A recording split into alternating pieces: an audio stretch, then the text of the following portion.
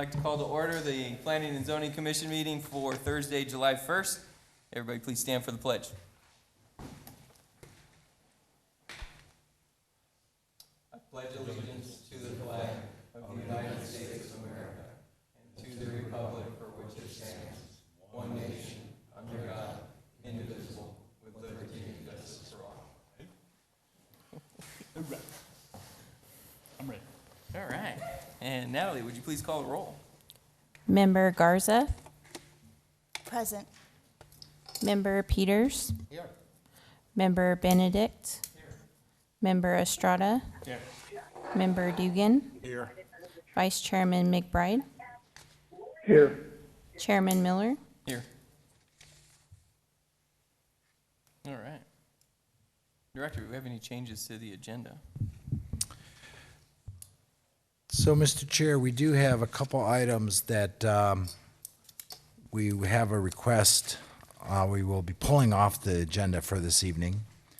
So the first one is agenda item number 2, the request from Ironwood Village HOA for the modification to their PAD and landscape plan. They've asked for a postponement of that item, and we'll reschedule it for a future meeting when they're ready to go. So number 2 will not be heard tonight.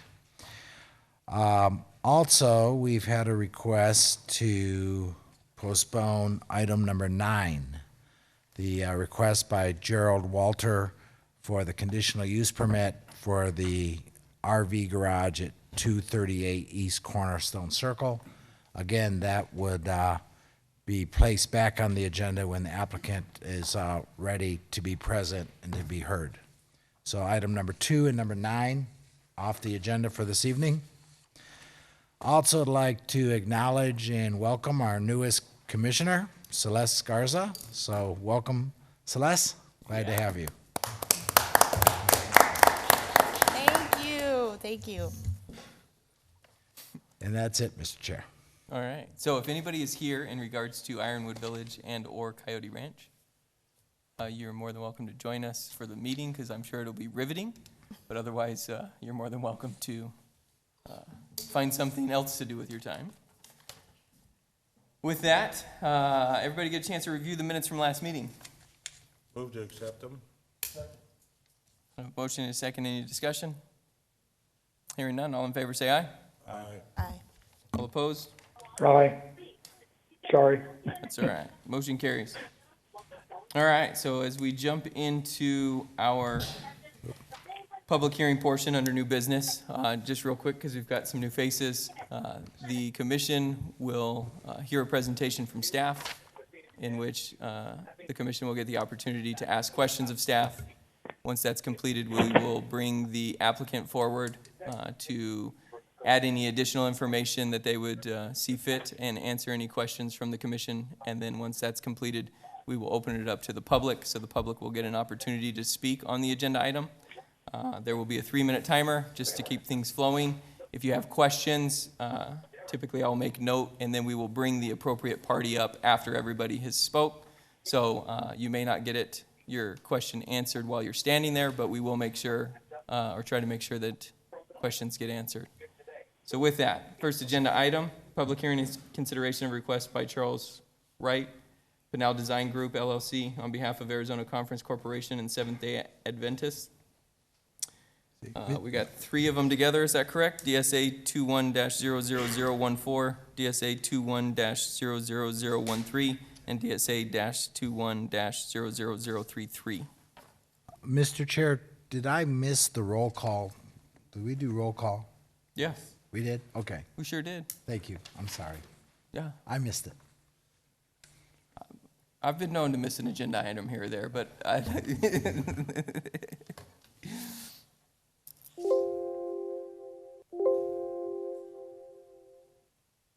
Mr. Gailey, you already up? You're up? You're good? Good evening, Planning Commissioners. So this is a request by the Seventh-day Adventist Church for basically 3 applications. I'm going to be discussing tonight their request for a zone change, a conditional use permit, and also a major site plan. Chuck Wright of Pinnell Design Group is the applicant on behalf of Arizona Conference Corporation to develop 2460 North Colorado into a new church site for the Seventh-day Adventists. Some general information about this property is it's a 2.27 acre site.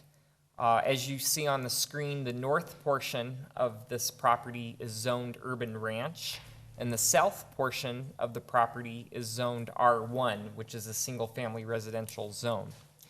It's surrounded to the north, east, and south by a retention basin / park area that's owned by the city of Casa Grande that serves the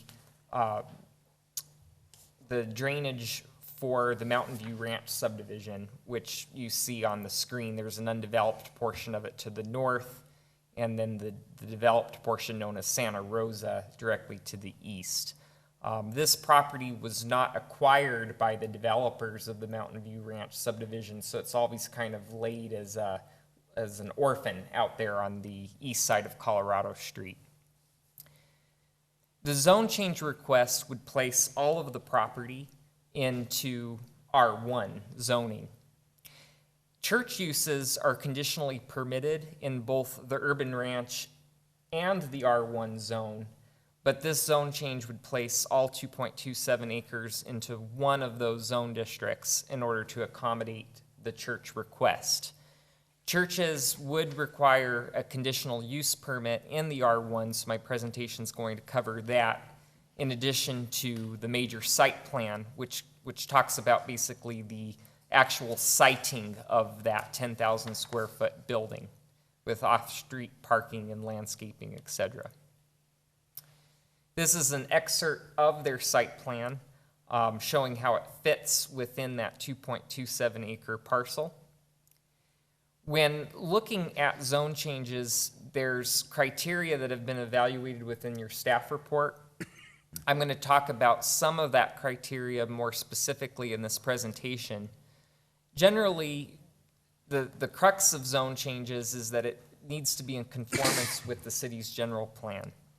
The designated land use for this area per the general plan 2030 is neighborhoods, which primarily allows for single-family residential development at a density of 4.5 dwelling units per acre. However, the general plan also allows nodes for neighborhood scale commercial development, multifamily development, and thoughtfully placed non-residential uses such as religious institutions, so long as it's integrated into the fabric of the community. So the first criteria regarding zone changes is that the action is consistent with the general plan, including goals, policies, and applicable elements. So I turn to goal N3 that talks about minimizing land use conflicts. So when there are uses next to each other that are potentially of concern, such as a residential use next to a non-residential use, as is the case with the proposed church, the general plan requires physical separation such as fences, berms, parks, or landscape areas.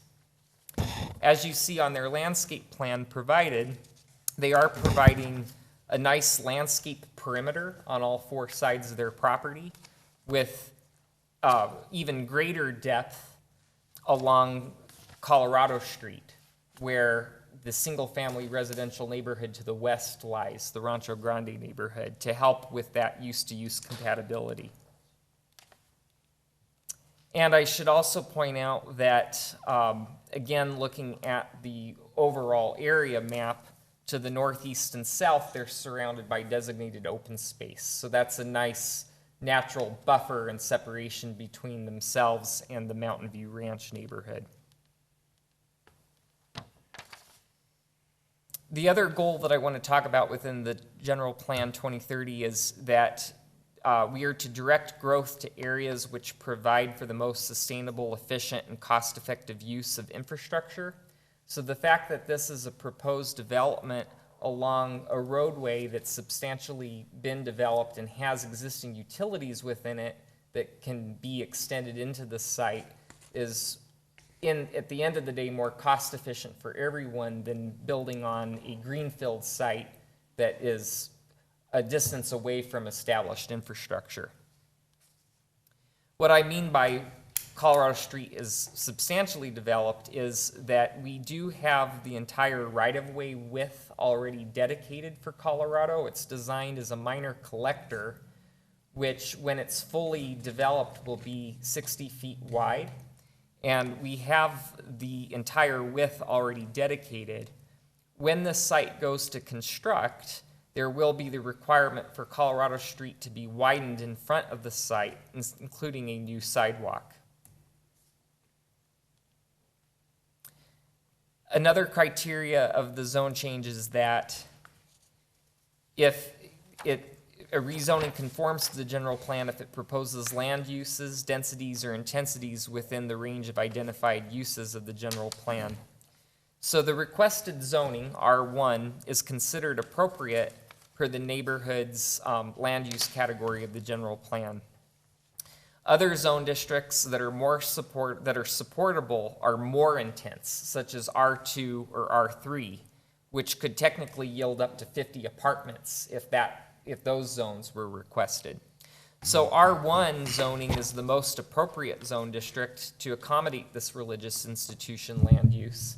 And should that not end up developing as a religious institution, R1 zoning would be the least impactful zone district in that it would only allow up to 4 single-family residential dwellings.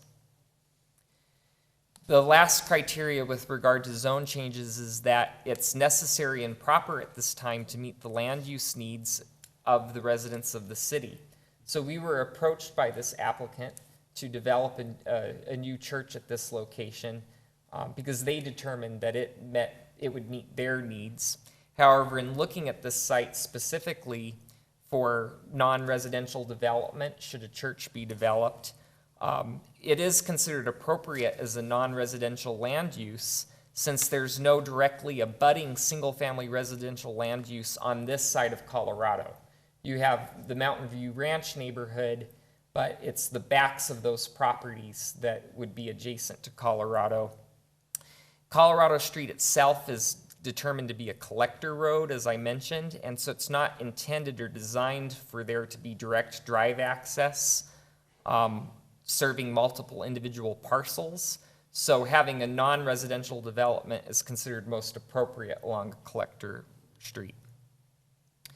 So staff does recommend that Planning Commission forward to City Council a recommendation to approve this zone change from Urban Ranch and R1 to R1. The next application that's being discussed is for the conditional use permit. Now that's required to allow a religious institution in an R1 zone. It doesn't replace the allowed uses that are allowed in R1. R1 is a single-family neighborhood or single-family zoning, but with the approval of this conditional use, it would allow this property to, in addition, be developed for a religious institution. And there's a series of criteria that gets evaluated, and that evaluation's been provided in your staff report. But essentially, this deals with compatibility and ensuring that the site is the right fit for the use. So one of the things we looked at specifically is whether the proposed church development meets the required setbacks for churches in an R1 zone, which is 50 feet. And as you see, they are meeting that 50-foot setback from all 4 of its property lines. Staff does recommend that Planning Commission approve the conditional use permit and its associated resolution, subject to the following special conditions. And these special conditions were crafted to help address potential concerns from the neighborhood, specifically the Rancho Grande neighborhood, because they would be the most impacted since they're directly across the street. So the first condition is that, of course, this would be subject to City Council's approval of the zone change. The second is that prior to the occurrence of special events associated with this use, so a church may have funerals, wedding events, etc., that happens to generate a larger than normal increase of traffic, the condition would ask that a representative for the site inquire with the city to determine if a traffic control plan would be determined necessary to help coordinate with that special event. The third condition that is being recommended is that any use or event that results in parking spaces or drive aisles being blocked or restricted shall be subject to the consideration of a temporary use permit. With regard to the major site plan, the third application to be considered this evening for the Seventh-day Adventists, these are the series of criteria that gets evaluated to ensure that all of this is being met. And the staff report goes into greater detail. I'm going to just talk about these three highlighted items. The first one is the impact of the plan on the existing and anticipated traffic and parking conditions. So there was a traffic impact analysis provided by the applicant. It was prepared by a traffic engineer and reviewed by our city traffic engineer to determine if the trips generated by this use could be supported by the roadway network that is used to serve this site. The recommendation of that traffic impact analysis does state that the half-street improvements should be made to Colorado, including a two-way left turn lane there in the middle, as you see designated on the street on the screen.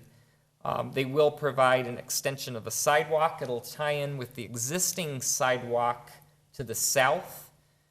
To the north, there is an open space tract. As you see, there's not a sidewalk adjacent to that. That's actually adjacent to city property, and it would probably be extended through a capital improvement project. The timing would probably be the most appropriate when Mountain View Ranch finishes its development to the north, because currently there's an undeveloped parcel there. They would make their Colorado Street improvements at that time, and we would probably piggyback on that and extend the sidewalk so it ties in. With regard to parking on the site, the use requires per city code 69 parking spaces, and the site plan is showing 73, so it meets the required parking. With regard to site drainage, there was some concern due to the fact that right now there is a retention basin to the north, east, and south. It almost serves as a moat to this property. But this parcel is not a part of that retention basin. It actually sits higher up than that retention basin. And the site itself is relatively flat, and so because it sits higher up than the surrounding area, when it rains, there's not really a lot of flow off of that property onto the surrounding properties, nor into the basins themselves. However, there was a drainage report provided that did take that into consideration to ensure that the historic drainage pattern was maintained and not increased and made worse, and that it also took a look at the proposed developed flow. So as you add the impervious surface to the lot, such as the parking lot and the 10,000 square foot building, it showed what type of drainage retention on the site needed to be made to capture those flows. And so the way that it's been developed and designed is to put the majority of that drainage along the frontage of the property, along Colorado. But as you also see, there are some retention basins planned along the south side of the property. Staff does recommend that Planning Commission approve the major site plan for the Seventh-day Adventist Church, subject to the City Council approval of the zone change. Regarding the public notification process, this actually got notified quite a bit because the scheduled hearing for this item kept getting moved month by month due to different circumstances. So initially there was an application in review sent out to owners of property within 300 feet back in February, and then there were subsequent notices mailed out to those same owners announcing of the previous hearings. The last one was mailed out on June 16th for this hearing. There was also a sign posted by the applicant, and it's been updated accordingly. Staff did receive 2 phone calls and 2 emails. One of the emails made it into your staff report, but the other email didn't because it was received after the staff report was written. But I believe that has been distributed to you this evening. Basically, the concerns expressed had to deal with traffic. They were concerned that traffic would permeate through the Rancho Grande neighborhood to get to this site and to leave the site. And there was really a preference to see this 2.27 acres remain undeveloped. They preferred it left remaining as was when there was a horse corral there.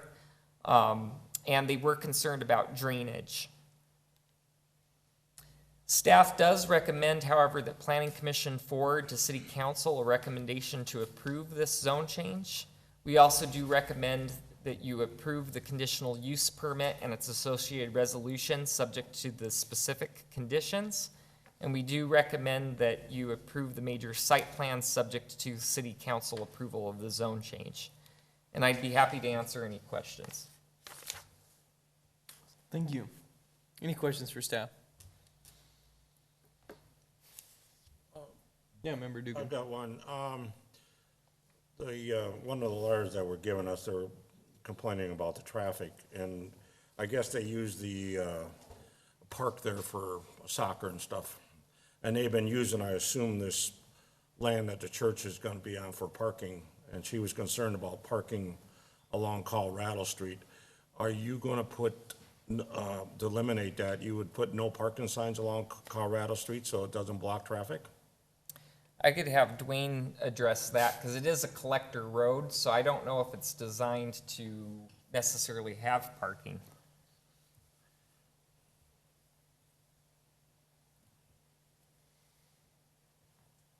We have no plans to put no parking signs on Colorado. So what's stopped from people parking at the edge of the land along there and then blocking the roadway?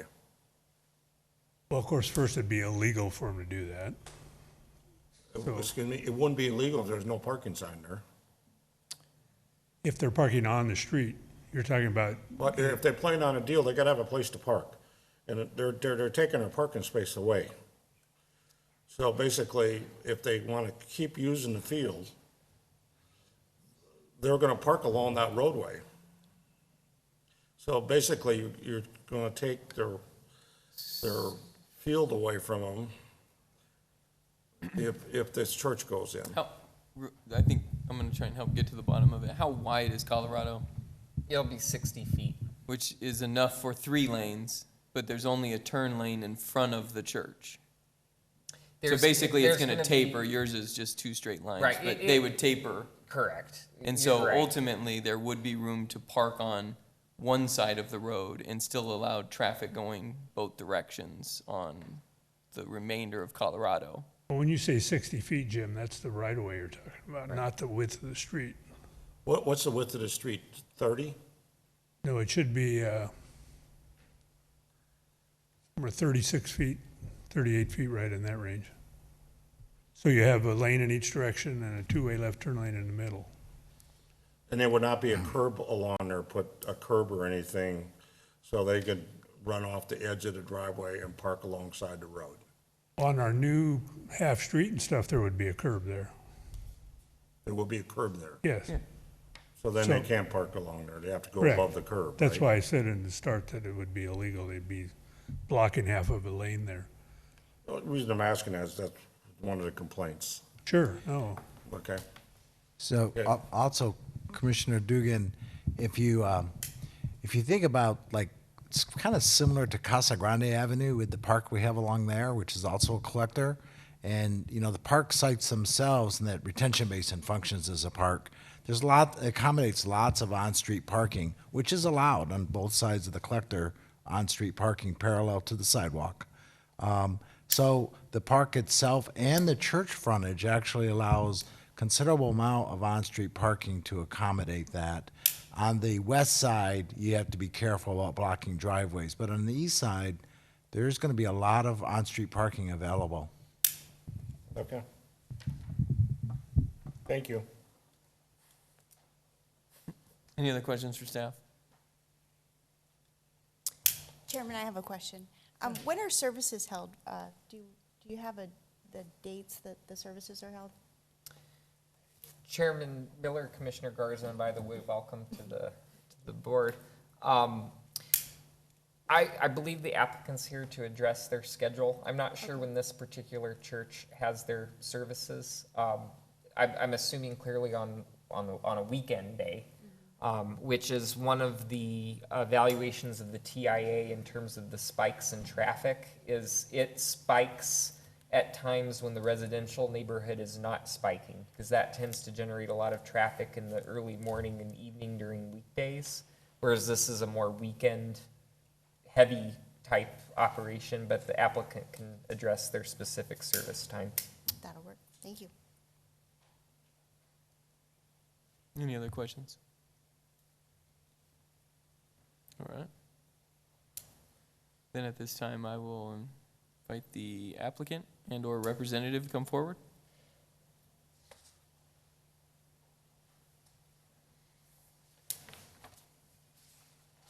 Please state your name and address for the record. My name is Michael Soto. My current resident address, is that what you're asking for? Yeah. 1853 North Cadota Avenue, Casa Grande, Arizona. Awesome. Do you have anything you'd like to add? Yes, I'd like to answer the question that you had here. I'm the pastor of the church, by the way. Our services are mainly held Saturday mornings. Saturday probably from around 9:30 a.m. till about, could vary, 5 to 8 p.m. depending on the weather and stuff outside, and some Wednesday nights. That's the main hours of our services. Awesome. Thank you for that clarification. Any questions for the applicant? Yeah, what is the amount of people at your congregation? You see, you have 73 parking spaces. Would that fill up the number of parking spaces, or you planning to grow to that size?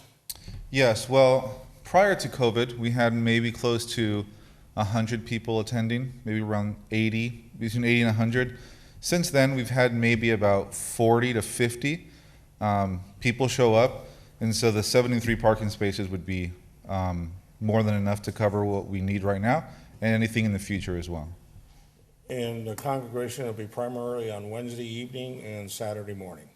Primarily Saturday morning. Wednesday evening would be most likely a lot less, but for sure Saturday morning would be the time that's most occupied. And that lasts almost all day? That would last mostly in the morning, and then in the evening around sunset. Okay. Yeah. Thank you. Any other questions for the applicant? No? Well, thank you for being here this evening with us. We appreciate it. Thank you.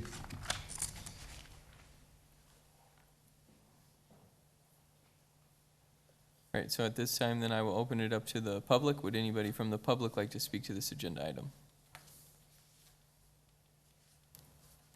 Seeing nobody, I will close the public portion and bring it back to the commission. Chairman, I'd just like to make a comment. Sure. I've been around for quite some time, and I believe every neighborhood that I've lived in, whether it be back east or even out here, where I currently live, there was always a religious church within eyesight of 2 or 3 blocks, you know, and to me, it seems like it's a good fit in a neighborhood rather than some of the alternatives that could actually go in there. So I believe it would be a good fit. Okay, thank you. Anybody else?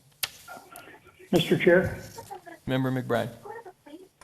Yeah, I have to concur with the last comment. There's a couple churches in that neighborhood, actually, if you go further to the west, and it doesn't seem to affect anything. And with the amount of time that they're spending in there, you know, I know it will interfere with soccer, but if any other type of business, houses or anything else to be in that area, they're going to lose all that dirt parking anyways, because it's not actually a parking lot, it's someone's property that they're parking on. So I think it's a great idea. Thank you. Anybody else? I would entertain a motion.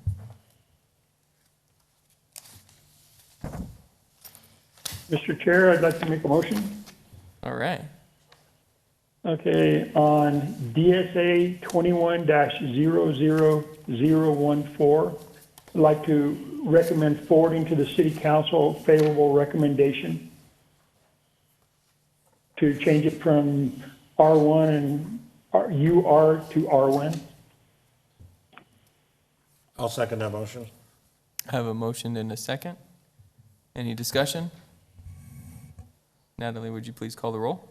Member Garza, Aye. Member Peters, Aye. Member Benedict. Yes. Member Estrada, Yes. Member Dugan, Yes.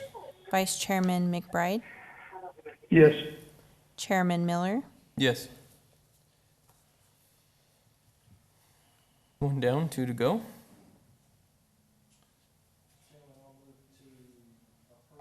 Mr. Chair, I'd like to make another motion if I could. Member Benedict said, go ahead, cut him off. No, if Benedict's doing it, I will yield to him. No, you're good. Go for it. Okay. I'd like to recommend approval of DSA 21-00013, conditional use permit and its associated resolutions for the religious institution with the listed conditions. I'll second that motion. Motion and second. Any discussion? Hearing none. Natalie, would you please call the roll? Member Garza, Aye. Member Peters, Aye. Member Benedict, Aye. Member Estrada, Yes. Member Dugan, Aye. Vice Chairman McBride, Yes. Chairman Miller. Yes. All right, two Go down, one to ahead. go. McBride, you gonna go 3 for 3, or do you wanna cut somebody off? I'd love to cut people off all day long. I'll go ahead and try the third one. too. All right. Okay. I'd like to recommend to the commission, I'd like the commission to approve DSA 21-00033 major site plan subject to the listed condition. I'll second that.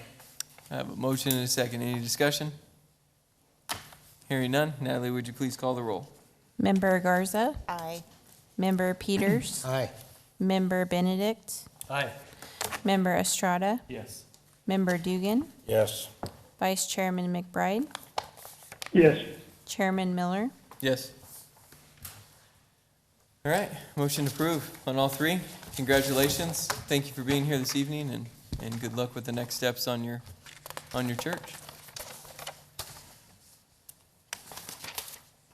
All right, so we are jumping to agenda item number 3.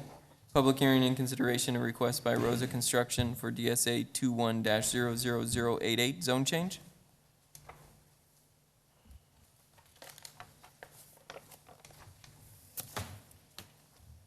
All right.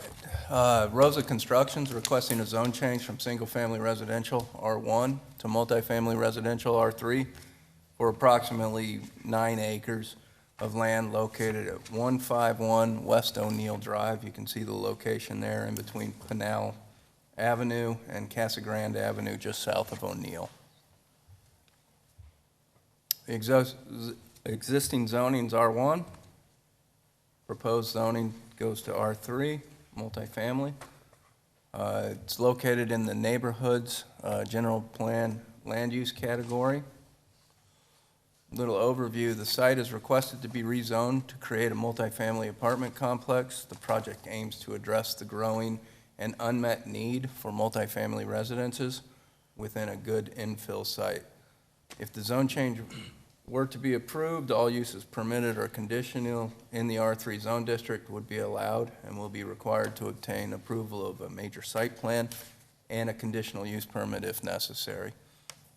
This is a good opportunity to provide workforce housing in an infill site near the city's core.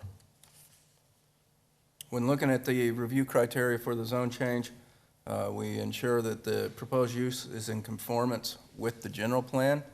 First one is that the action is consistent with the city's general plan, including the following goals, policies, and applicable elements. The areas in the Phase 1 of the primary growth area of the general plan, excuse me, that should be 2030, not 2020, as we've just passed the 2030. The requested zoning of multifamily residential is appropriate in the neighborhood's land use category. It does meet the following goals. Goal H2 encourages a variety of neighborhood design and development patterns.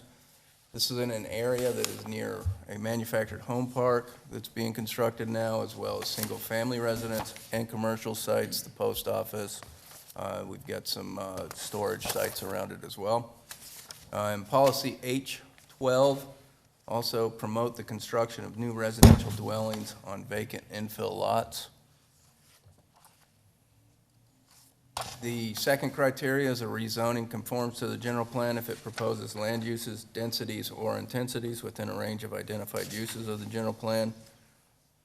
Again, the R3 is an allowable and appropriate land use in the neighborhood's land use category. The neighborhoods category allows for a density up to 20 units per acre on sites less than 10 acres. At 8.86 acres, that site could accommodate up to 177 dwelling units, depending on the unit size, number of bedrooms, number of stories, and infrastructure requirements. And then the third one is the proposed zone change is necessary and proper at this time to meet the land use needs of the residents of the city. The zone change will allow the current owner to develop and utilize the property for a new multifamily apartment complex, a product type that the city has determined to need additional inventory to meet demand. If the zone change is denied, the maximum density would be limited to 5 single-family homes due to the ADWR requirements regarding the cause or certificate of assured water supply to new single-family residential subdivisions. In regards to notification, we met or exceeded all required times. That included publishing in the Casa Grande Dispatch. Notices were mailed to residents within 300 feet, and a sign was posted on the site. We did not receive any comments in regards to this request. So in conclusion, staff recommends the commission forward a recommendation of approval of the zone change request, DSA 21-00088, from single-family residential to multifamily residential with the following condition. That condition is our right-of-way condition to dedicate the right-of-way if needed. Any questions? Questions for staff? Member Benedict. Appreciate you addressing the ADWR's restrictions about that. Do you have an idea of how that's going to change the actual water use between the two comparisons? It most likely doesn't change the water use. Multifamily tends to use a little bit less than a single-family home. However, the number of units would probably exceed what could be done as single-family residential in that area. It just is not a requirement of ADWR to get a certificate of assured water supply unless you subdivide into 6 or more lots. Gotcha. Very good. Thank you. Thank you. Oh, you're welcome. Any other questions for staff? All right, thank you. At this time, then, I would invite the applicant and/or their representative, if they wish to come forward and speak to this agenda item. Made it just in time, John. Welcome, and thanks for making it. Thank you, guys. Joe did a really great job here. I just would like to do a nice multifamily community that has a nice clubhouse amenity to where people would enjoy coming home to. I'm just, if you'll allow that, and I think it's a great location in town, and I just want to do a good job on building it. So, Great. I don't know if, do you have any questions, or? Could you give us your name and address Oh, for the sorry. record? Sorry. It's okay. John Rosa. I have an address in Cave Creek, and as well, I'm from Bozeman, Montana. So, I'm in the Which one do wintertime. you I'd wanna like give us? What's that? I said, which one do you want to give us? Okay, so 209 Black Bull, Bozeman, Montana. Perfect. Thanks. Thank you. Okay. I assumed as the applicant, we might have his information, but Okay. appreciate you giving that to us. Again, thank you for being here. Any thank questions you. for the applicant? Member Dugan. I just have one. We've approved a lot of apartment complexes in the last 8 months, and none of them have started yet. If we approve this and you get the zoning approved by the city council, what's your plans as far as starting this? Because of the high cost of lumber and everything, would you be waiting until everything comes back down? Well, currently in my market, I'm building through with the increased price of lumber in the current where I reside in Bozeman, Montana right now. I am building, and it is crazy how much it is. It's unbelievably crazy. I would think that I would still start. Here's the. I think that lumber's coming down, and the time frame. So zoning would be the first step of this, and then of course there'd be the site plan. And I'm using a company out of Tucson, and I don't know the exact time frame this would transpire when I could get the approval for the actual site plan, but I believe that lumber will be down at that time. But I'm not opposed to building through it at a certain lumber increased price. Of course, right now is very hefty. Holy cow, it is unbelievable. But I think it's coming down. It is. It already has. I mean, from what I've ordered, even from a couple months ago, it's already starting to lighten up. The apartments are really needed in this town, so glad to hear that. Well, I'd love to. Yeah, so, perfect. Any other questions for the applicant? All right. So did you just fly in from Bozeman, just coming in last minute? Is that what? Yep. Yes. There you go. I Perfect. thought, Well, thank I thought you I for had making it on time. I thought I had a representative able to come up for me, and I didn't. So That's all right. Well, we That is a appreciate true you statement. taking the extra effort to get here. So, thank you. all right. Thank Good. Thanks. That is a true statement. Like, you. Yeah. You know, we got a nice little airport, you know, just. yeah. At this time, I'll open it up to the public. Would anybody from the public like to come and speak to this agenda item? Seeing nobody, I will close the public portion and bring it back to the commission.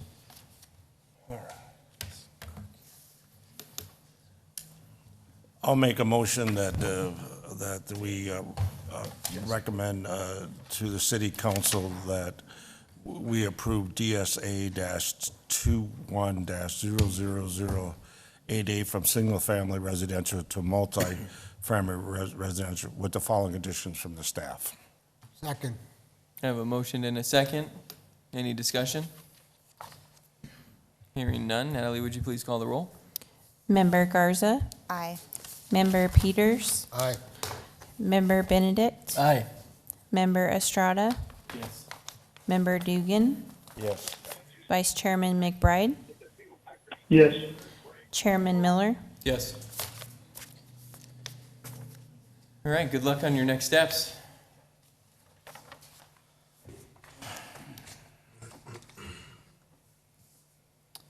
All right, so next agenda item, public hearing and consideration request by Ole Solberg for DSA-21-00080, conditional use permit.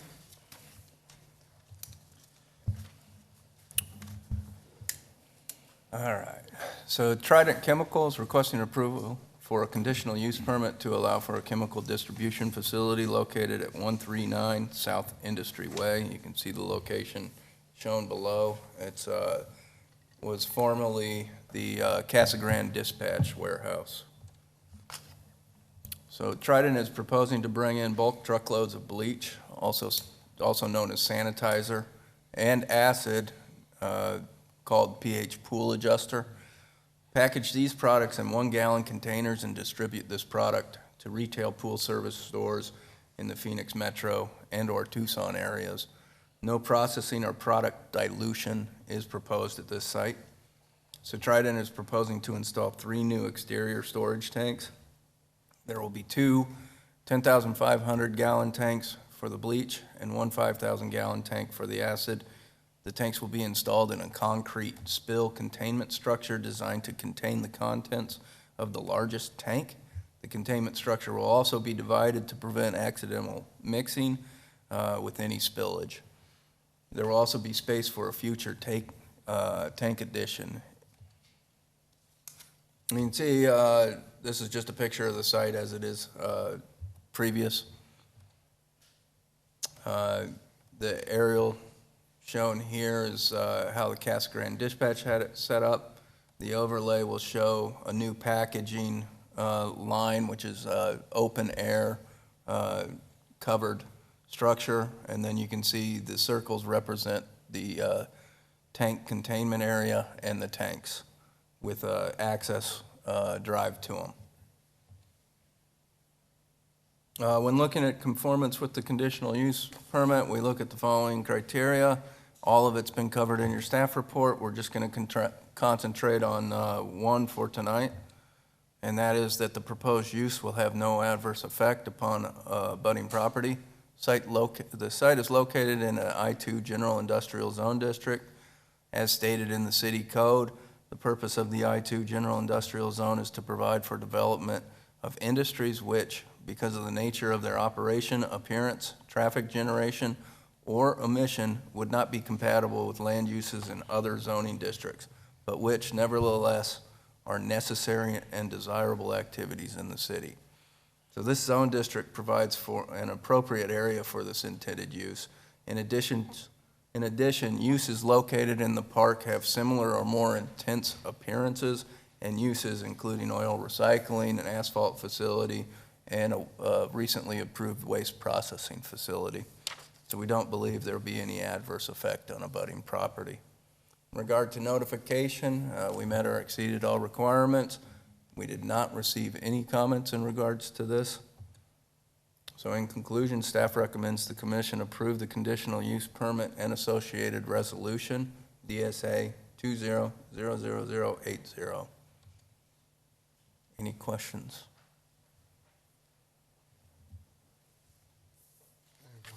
Joe, didn't we approve something similar to this back a few months ago?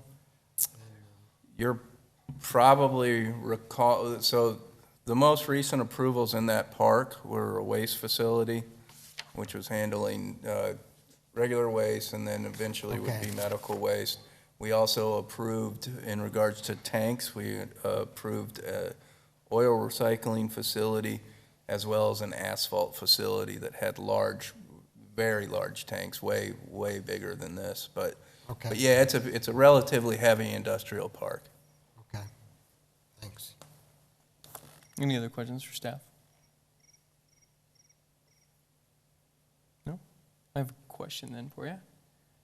On our conditional use permit, it's to allow for chemical distribution facility. Mm-hmm. Do we quantify that? So being presented doesn't seem like anything specific, but if you were to go beyond that, because the conditional use permit goes with the property, say they left, somebody else could come in with some other type of chemical, much more hazardous than the ones being discussed this evening, and it would but this conditional use permit would still apply to them. Is that correct? Am I understanding that appropriately? So I guess my only concern would be, because it carries with the property and not the applicant, so to speak, are we setting ourselves up for potentially a worse hazardous chemical to show up? That's a good point. It does run with the land. We could set aside some conditions that make it specific to Trident Chemical or the chemicals that are utilized. Mark, do you have a suggestion on that? If you guys want to include a condition in the conditional use permit, obviously that's your purview. And I guess what I'll do is I'm going to hold off on, I'm going to ask the applicant some questions, and then we'll, Okay. and then we'll kind of we'll pick up this conversation again, I think. Heck, Any other questions for the staff then at this point? Member Benedict? So a related question, what had crossed my mind, similar kind of restriction, is a time frame. So the conditional used to be 5 years. And then, or, you know, whatever time frame, and is that something that could be of consideration, and would that be helpful? You do have the right to put a time frame on the conditional use period. We have some examples of that in the past. Tracking it's a little difficult for staff, although that would help alleviate potentially a different manufacturer or chemical distribution facility coming in. As we research that facility coming in, we would catch that. So we certainly could address a time limit as well. I think depending on how we word any conditions, that may alleviate that concern as well. So. Thank you. Yeah. Any other questions for staff? No? All right. Then at this time, we'll bring the applicant and/or their representative up.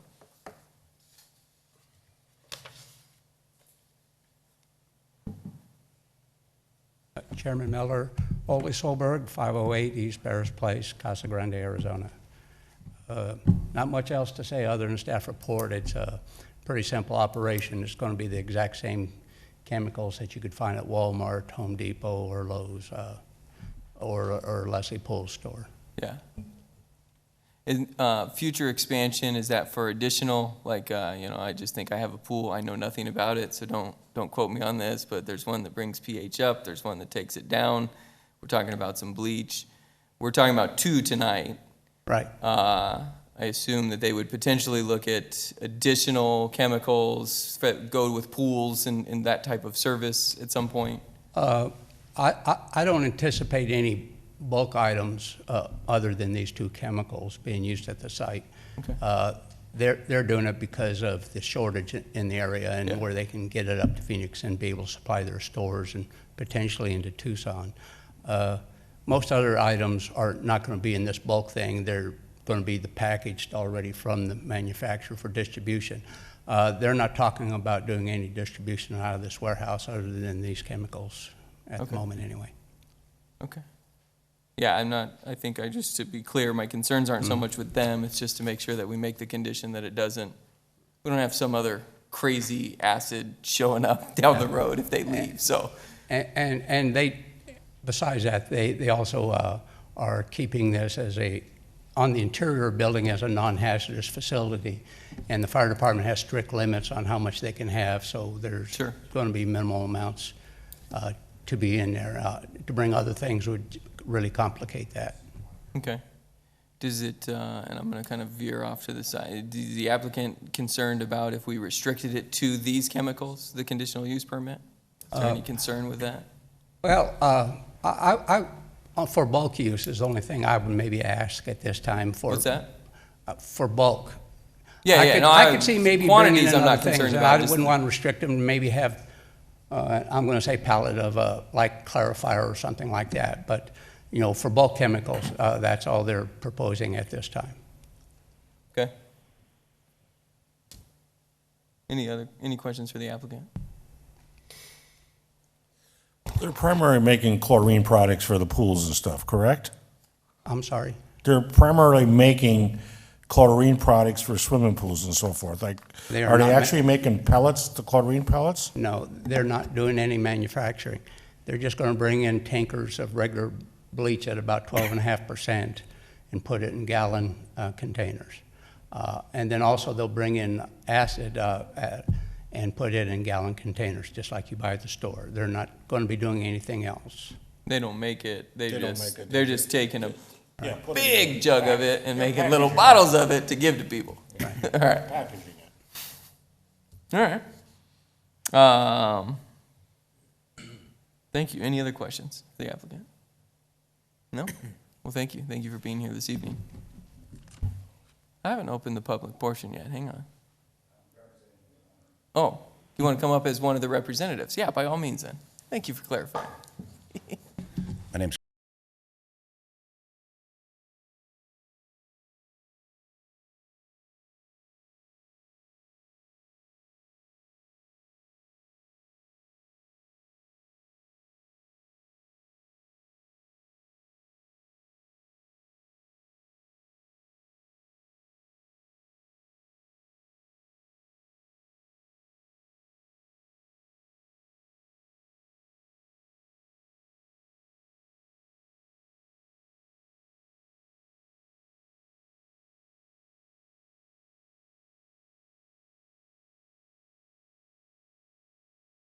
out there that regulate chemical usage, not the least of which is OSHA, ADEQ, the fire department. I mean, none of these things are happening in a vacuum. I have no idea if they're planning on using other chemicals, but there are other chemicals routinely used in swimming pools, as we all know. So I would just caution that the restrictions that you do contemplate don't affect the value of the building or the Kramer's ownership. Thank you. Thank you. This time, then, I will open it up to the public. Would anybody from the public like to come speak to this agenda item? Seeing nobody, I will close the public portion. Bring it back to the commission. On the medical waste, they're heavily regulated, very similar, right? We just left that to appropriate authorities, if I remember correctly, right? In regards to the types of medical waste and the type of facility?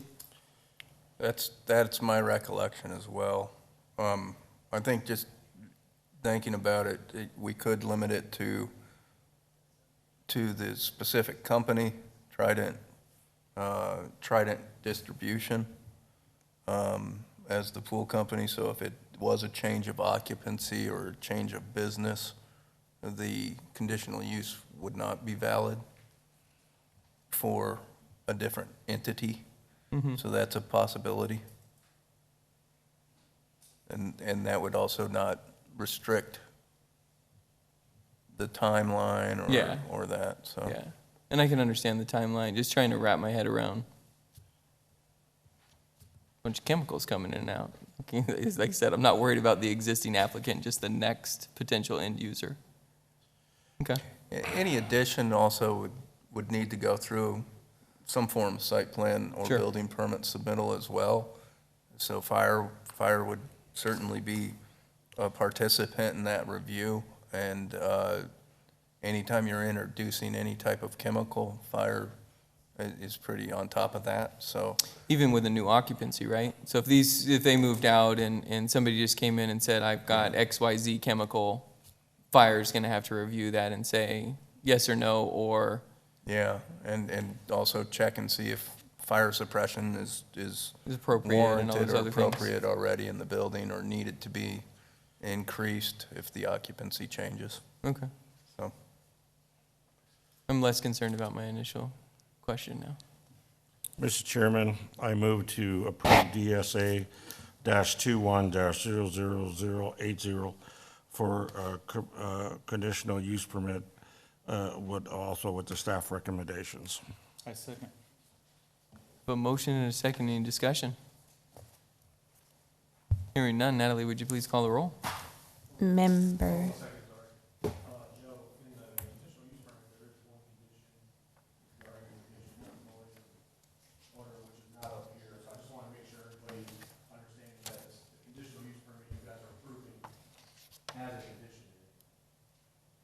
Which is a standard condition within a conditional use permit.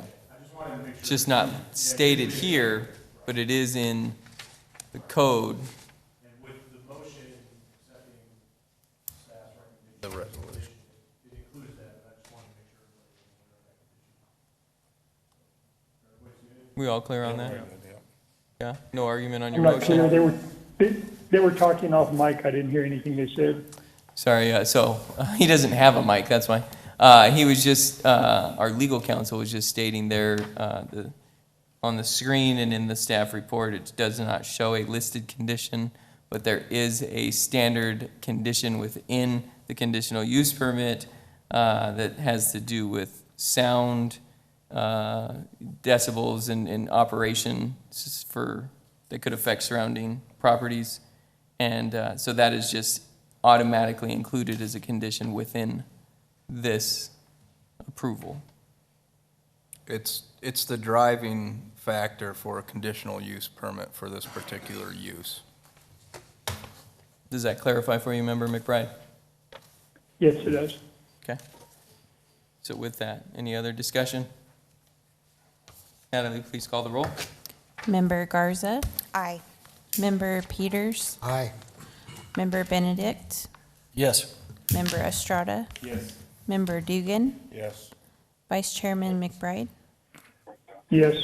Chairman Miller. Yes. All right. Congratulations. Good luck, and welcome to hopefully making and distributing some pool products around here. My pool won't be green now because I couldn't get products there for a while. All right. Where am I at here? Next agenda item, public hearing and consideration request by Joe Auza for DSA 20-00203 for a zone change. Nope, I got the wrong one up, sorry.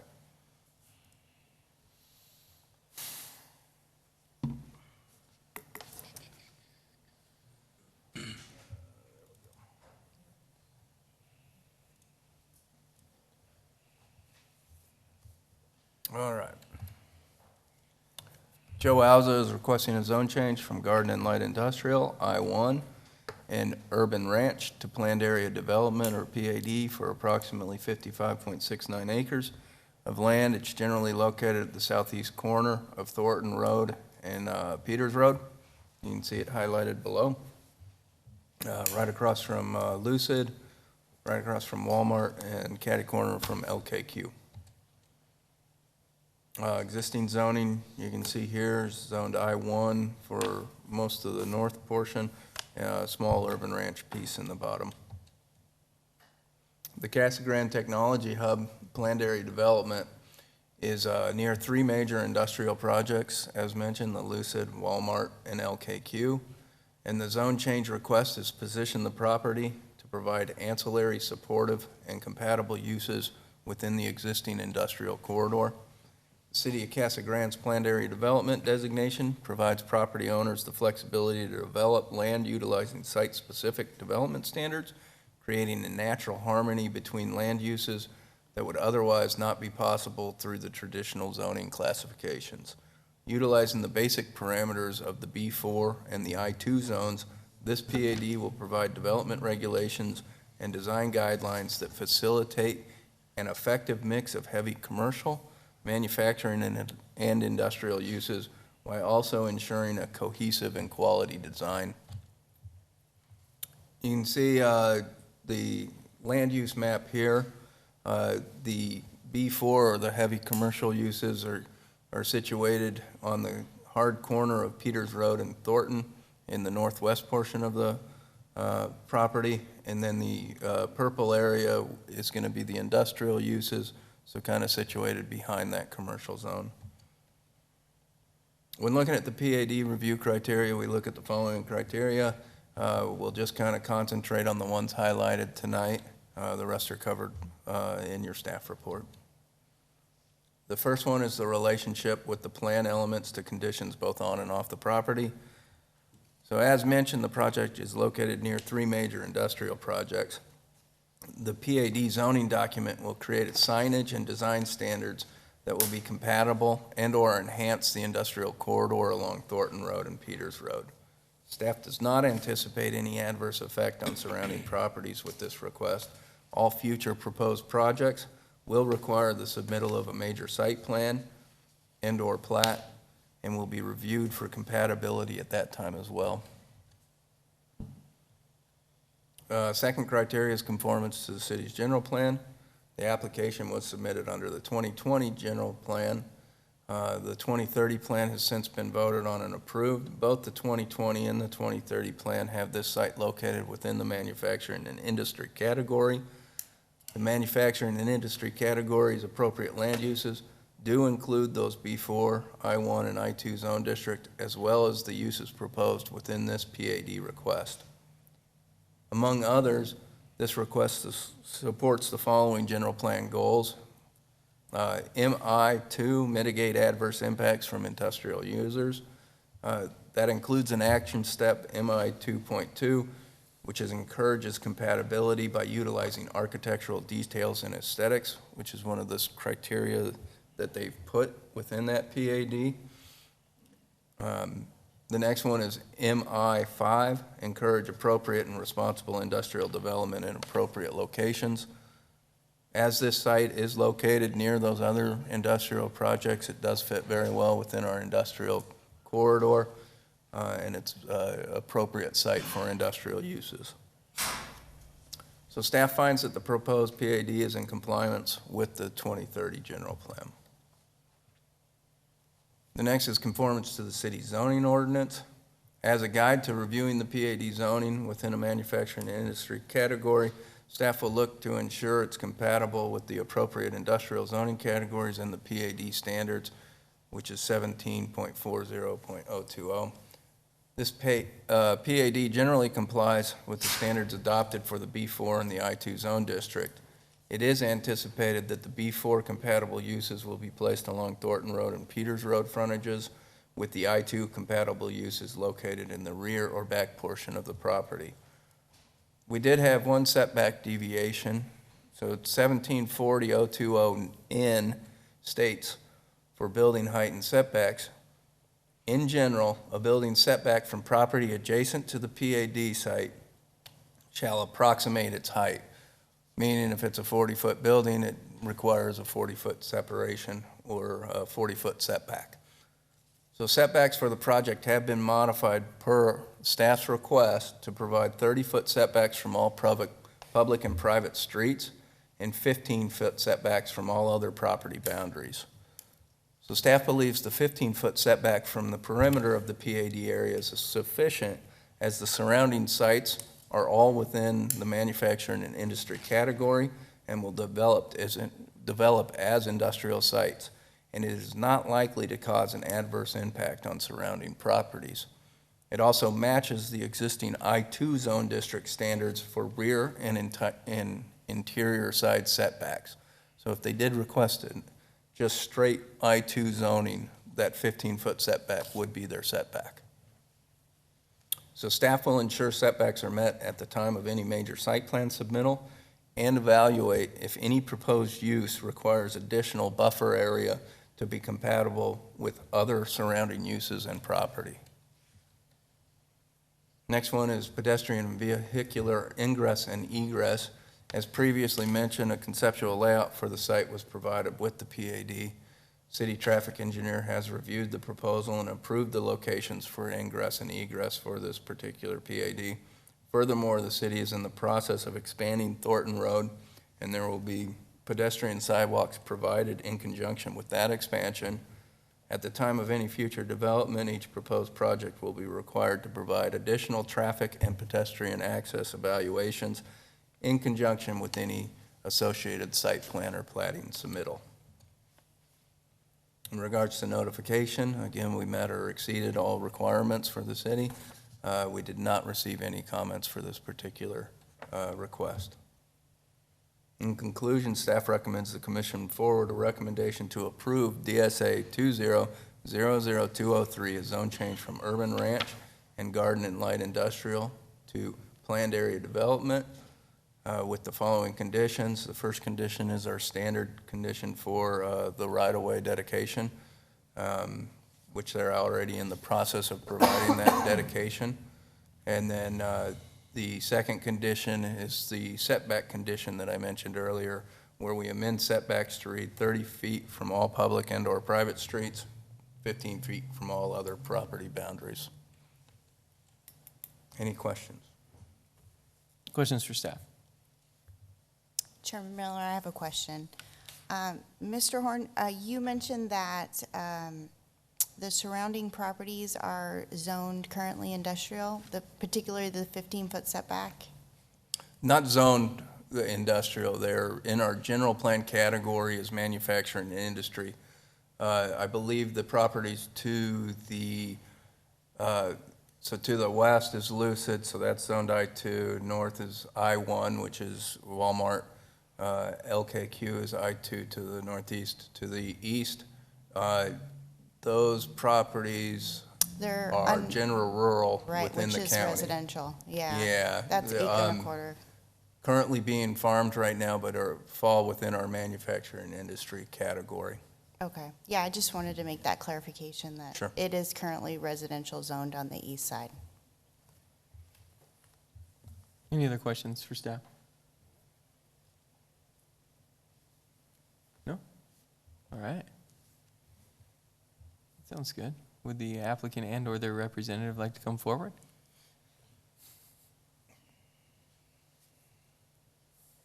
Kirk McCarville, the Land Advisors Organization, we had a very competent planner hired to be here tonight, but she decided this would be a good weekend to take a vacation, so I too just flew in, but not from Bozeman, from Cox and Martin. And we have, been working on this project for a while, and it's kind of a work in progress. We've had some recent requests from the power company. Can we pull the site plan back up there? Sure.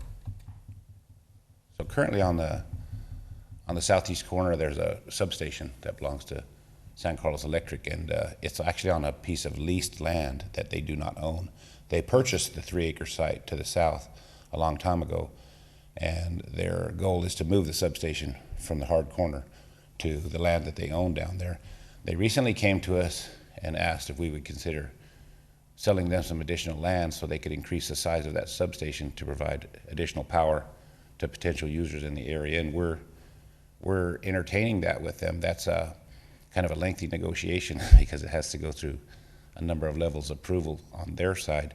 However, there is some land on the east side that is probably not useful for us anyway, and maybe a little bit of land to the north. And in the meantime, we're meeting with the developer about bringing forth the development on the property, and they say that we've missed an opportunity there where the road comes in from Thornton, because on the right side where that road comes in would be an ideal place to put fast food or service for the workers in the area, and we still have it as industrial. So with my planner on vacation, I haven't been able to, our thought was to go forward and with this level of improvement, and as a disclosure item, say that we may come back with another site plan approval request, and I'm open for suggestions, would it be better just to table this for now and not try to get this level of improvement?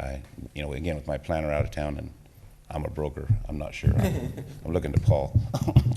So what I'm hearing you saying, Kurt, is that you may want to replace some of that purple industrial with some more commercial. Yes. Is that true? And we may actually be changing the size of the substation property. It's about 3 acres, and it may go to 4 or 5. So given the level of those changes, all of which would require a major amendment to this application, including new review by Planning Commission and City Council, I would recommend you ask for a postponement to make the modifications you're thinking about and come back. I think I want to follow Paul's advice. Sweet. We're not ready yet because of things that are going on Sure. the property. Makes sense. It's probably smart, rather than shoving it through and then doing it all over again. Though we never, mind you coming in front of us and Next time, I'm sending the planner. Maybe they charge you some sort of fee to get to this point. We could have charged you a second one. It'd been fun, but. So are you withdrawing your application for the night's meeting? Yes, I would like to withdraw my application. Can we do that? Are we allowed to do that? Well, Do we just vote to do they table table it? it? You want us to table it? At this point, since we've opened the hearing, I would recommend a motion to postpone Okay. or table. And then it doesn't have to be date specific. You can Yeah, just table we'll it. just- And the applicant can tell us when he's ready to come back, and we'll reschedule it for a new Sounds like a hearing. great plan. I'll second it. I have a motion and a second to postpone. Any discussion?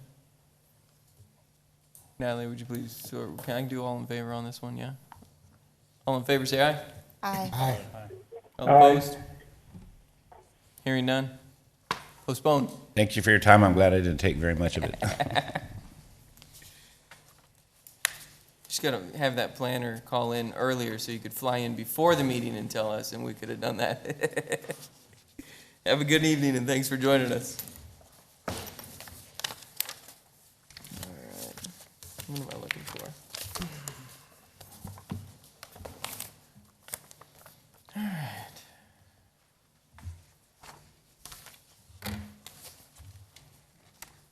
Next item, public hearing and consideration and request by C. Emmett. Oh, I'm sorry. Sequoia? Right in front of you, DSA. All right, now Yeah. it's my turn to say that name? Yeah, So, it is. okay, hopefully we get it correct. So Emmett Sequoia is requesting a zone change from single-family residential, R1, to multifamily residential, R3, for approximately 1.69 acres of land located at 1563 North Crane Street. You can see the location highlighted below. It's just south of Cottonwood along Crane. Existing zoning shows as R1. I apologize, this will seem like a similar presentation you already heard tonight, but a little smaller site. Proposed zoning is R3. General plan category is community center. The site is requested to be rezoned to create a multifamily apartment complex. Project aims to address the growing and unmet need for multifamily residences. If the zone change is approved, all uses permitted and/or conditional in the R3 zone district would be allowed and will be required to obtain approval of a major site plan and conditional use permit if necessary. So staff feels this is a good opportunity to provide workforce housing in an infill site near the manufacturing and industrial area of the city, as well as add new development to the west side neighborhoods. When looking at the review criteria, we looked at it's in conformance with the general plan. The first is that the action is consistent with the city's general plan, including the goals, policies, and other applicable elements. This site's also in the Phase 1 primary growth area of the 2030 plan. The requested zoning of multifamily residential is appropriate in the community center. Goal H2 states to encourage a variety of neighborhood design as development patterns. This is an area near a manufactured home park as well as other single-family residences, so the multifamily would add some additional variety in that neighborhood design. Goal H5 also states encourage higher density residential projects in the community corridor areas. Second item to review is that a rezoning conforms to the general plan if it proposes land uses, densities, or intensities within the range of identified uses of the general plan. The request for a zone change to R3, again, is an allowable and appropriate land use within the general plan.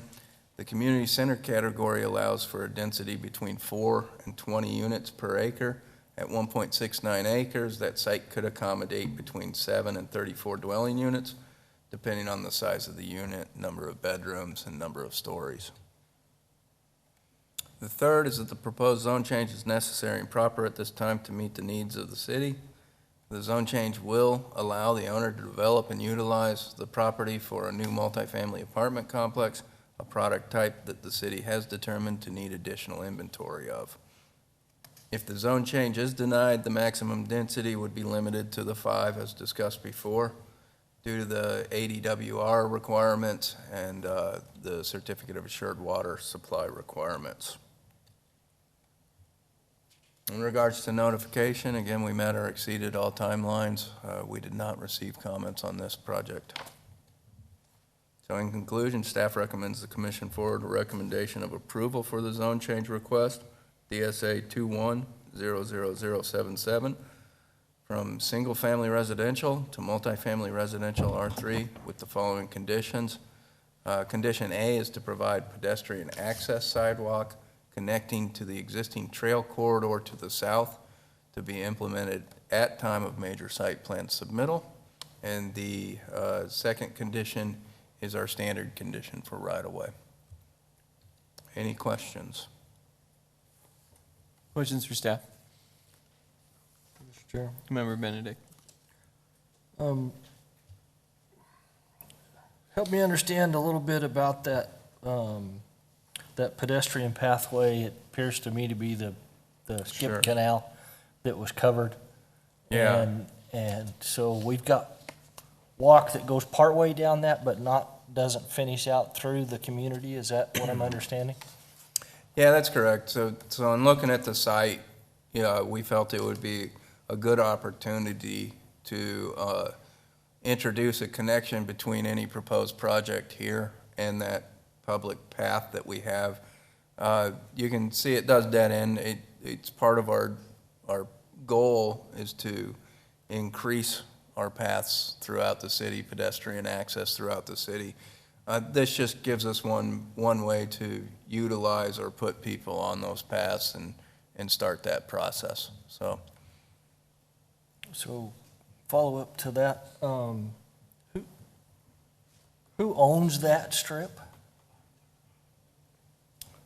Yeah, so I'll let Paul cover it. St. Carlos Irrigation Project Okay. owns that. The project owns the land. We did have an agreement with the St. Carlos Improvement District to tile it and build the trail on top of it some time ago, maybe 15 years or so, I guess, maybe something like that, maybe 20. So it is owned by St. Carlos Irrigation Project. You can see that it does connect over to the school facilities on the east side of Pinal. So there would be connectivity for the children living in this development to be able to walk to school easily or bike to school. But am I correct that the path, the sidewalk or the path isn't completed all the way to the west? Is that right, or am I You missing mean something? from this site to the school, it's completed. You can see it on there, right? It just terminates to the west, and whatever that, I guess it's probably another section easement. of the canal. Terminates right there. Yeah, but it goes further to the east from the site.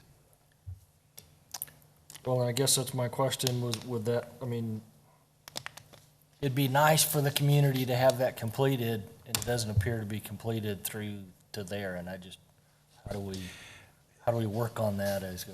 It looks, I appreciate very much putting it in, that's a great step. How do we continue it? So the city does have a regional trails plan. This trail, as well as the extension and future connectivity of this trail, is on that plan. I know that our community service department is kind to prioritize the sections that they're trying to get built. Right now, they're actually focused on the St. Carlos kind of wash area by Rotary Park from Treckle over to Peart. So, but I will mention to the community service director your comments so they can consider, prioritizing this section as well. Just it'd be nice to have that completed project for that. Thank you.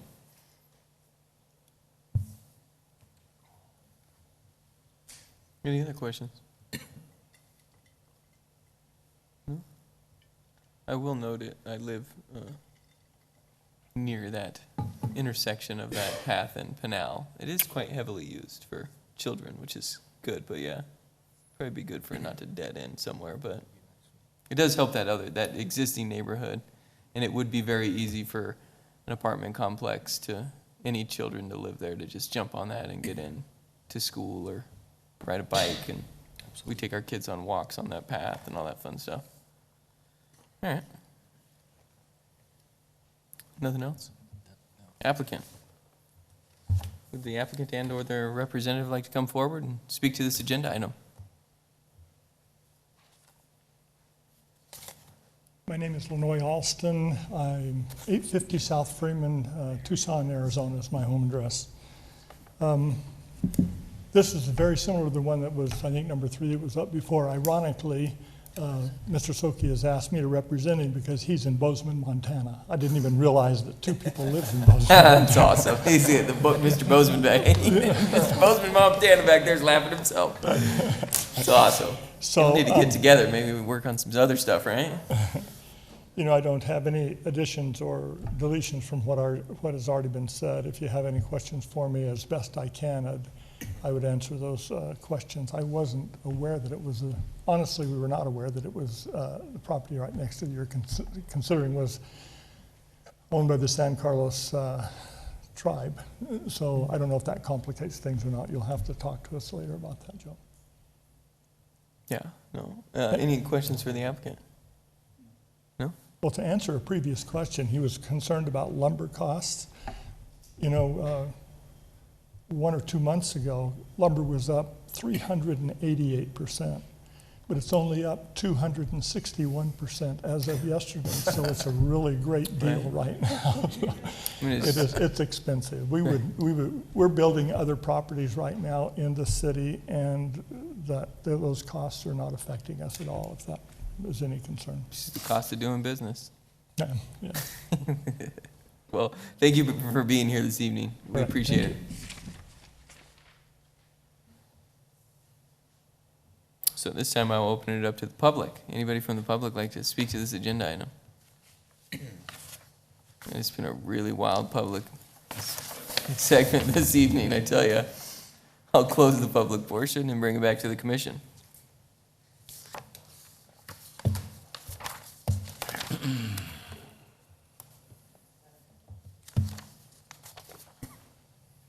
Mr. Chairman, I'd like to move forward a recommendation for approval to the City Council for the zone change request DSA 21-00077 I'll second with that the motion. conditions listed. I'll second that motion. Let's have a motion and second. Any discussion? Hearing none, Natalie, would you please call the roll? Member Garza, Aye. Member Peters, Aye.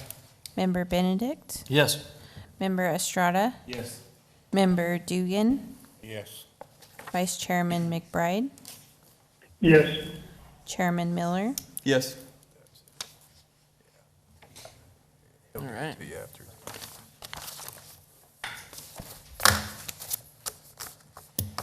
Next agenda item, public hearing and consideration of request by Mark Reddy and Kyle Varicello of RVI Planning for DSA 21-00011 major site plan.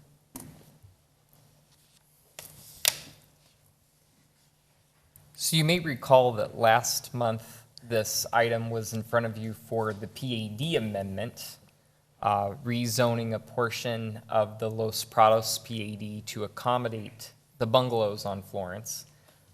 This evening, Planning Commission is asked to consider the major site plan portion of their development.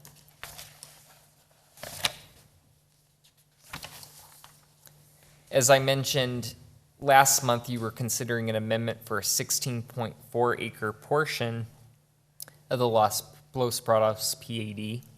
It was amended to go from 10 acre multifamily site to a 16.4 acre single family for rent site. City Council did have the first reading on the PAD amendment recently, and they did vote to approve the PAD, and it's now scheduled for the second reading at the July 6th meeting by City Council. So this evening, the applicant is asking you to consider the major site plan request. This development entails the construction of 191 single-family rental units. As you see on the excerpt on the screen, the layout of each individual unit, it's in a cluster-type fashion. All the roadways through there are private. It will be a gated rental complex. The individual units will be comprised of 1, 2, and 3 bedrooms, ranging from approximately 700 square feet to over 1,200 square feet in size. These homes will be both 1 and 2 stories. They've provided 5 different floor plans, each with 2 elevation styles. And each unit comes with a backyard patio and a tree. On this screen, you can see sort of the typical layout of the units and how each one does provide for a walled patio. This excerpt shows you the variety of housing types that will be provided with these rental units. There are 2 two-story homes and 3 single-story homes, each with 2 elevation styles. When reviewing major site plans, in front of you is the review criteria that has to be evaluated and addressed, and the staff report assesses each one of these and demonstrates how these are being met. I'm going to just talk about these highlighted items. So the first one that I want to talk about is the relationship of the plan elements to conditions both on and off the property. When you look at the surrounding zoning to Los Prados, to the east and west and north are all commercially designated. And so this single-family for rent project will be a very good transitional use from what's likely going to be commercial on the east to the existing commercial on the north and west. But also when you look at to the south, there's undeveloped property that is planned for multifamily. And then to the southwest, there is an existing single-family residential neighborhood. This is a really good use to place next to that because unlike a traditional multifamily development where you have potentially 3-story high apartment units, this is going to take on the form of a medium density single-family residential neighborhood in looking at the fact that these are individual detached dwellings. And they are providing a setback of 30 feet from the property line between the single-family residential neighborhood and those buildings along the south. The next criteria I want to talk about is the conformance to the city's general plan. So this is a little bit interesting because the northern third of the parcel is within the community corridor portion of the general plan, and the remaining 2/3 are within the neighborhoods designation. But in terms of whether or not this type of development is supportable, it is, because in both the neighborhoods and community corridor, this type of development is allowed. They're proposing a density that will be about 12 dwelling units per acre, and within the neighborhood section, up to 20 dwelling units is allowed. Within community corridor, even more. So their proposed density lies within an acceptable range for either. The next criteria I want to talk about is the impact of the plan on the existing and anticipated traffic conditions, as well as pedestrian and vehicular ingress and egress. So the Los Prados PAD has seen a lot of development proposals recently. As you recall, a couple months ago, Whataburger was in front of you, and there was some discussion about how to best link both pedestrian and vehicular connection to that parcel. And then on an upcoming meeting item this evening, I'm going to be talking about a proposed grocery store next to Whataburger. And so fortunately, we have had the ability to work with all 3 developers to come up with a little bit more of a cohesive circulation pattern. The site will rely on an existing north-south access drive on the Walmart property. There is an existing cross-access easement allowing this site to get access from the Walmart access drive. And that east-west access drive in Walmart will be extended into the Los Prados development. But there's the added benefit of a new north-south drive, a new driveway off of Florence Boulevard that will serve as the Los Prados' front door. This access drive lies in between Whataburger and Aldi's, and it leads into this bungalow project. I also want to note that the bungalow project itself will not only have access to the north through these access drives that I've discussed, but there's also going to be an exit-only and emergency access onto Via del Cielo Road to the east, which will be improved adjacent to their parcel. It's a minor collector road. One of the concerns with the bungalows project at Treckle and Cottonwood was bus pickup for school children. And so this applicant was proactive and looked at designing a location for pickup and incorporated that into their plans early on. They're proposing a bus loading area on the south side of the access drive in front of their site. So essentially the school bus will take the Walmart access drive and then from Florence, head south, turn onto this extended east-west access drive to pick up students, and it'll exit onto Florence by the new access drive in between Aldi's and Whataburger. I should also note that they're proposing a sidewalk on both sides of the access drive for good pedestrian connectivity.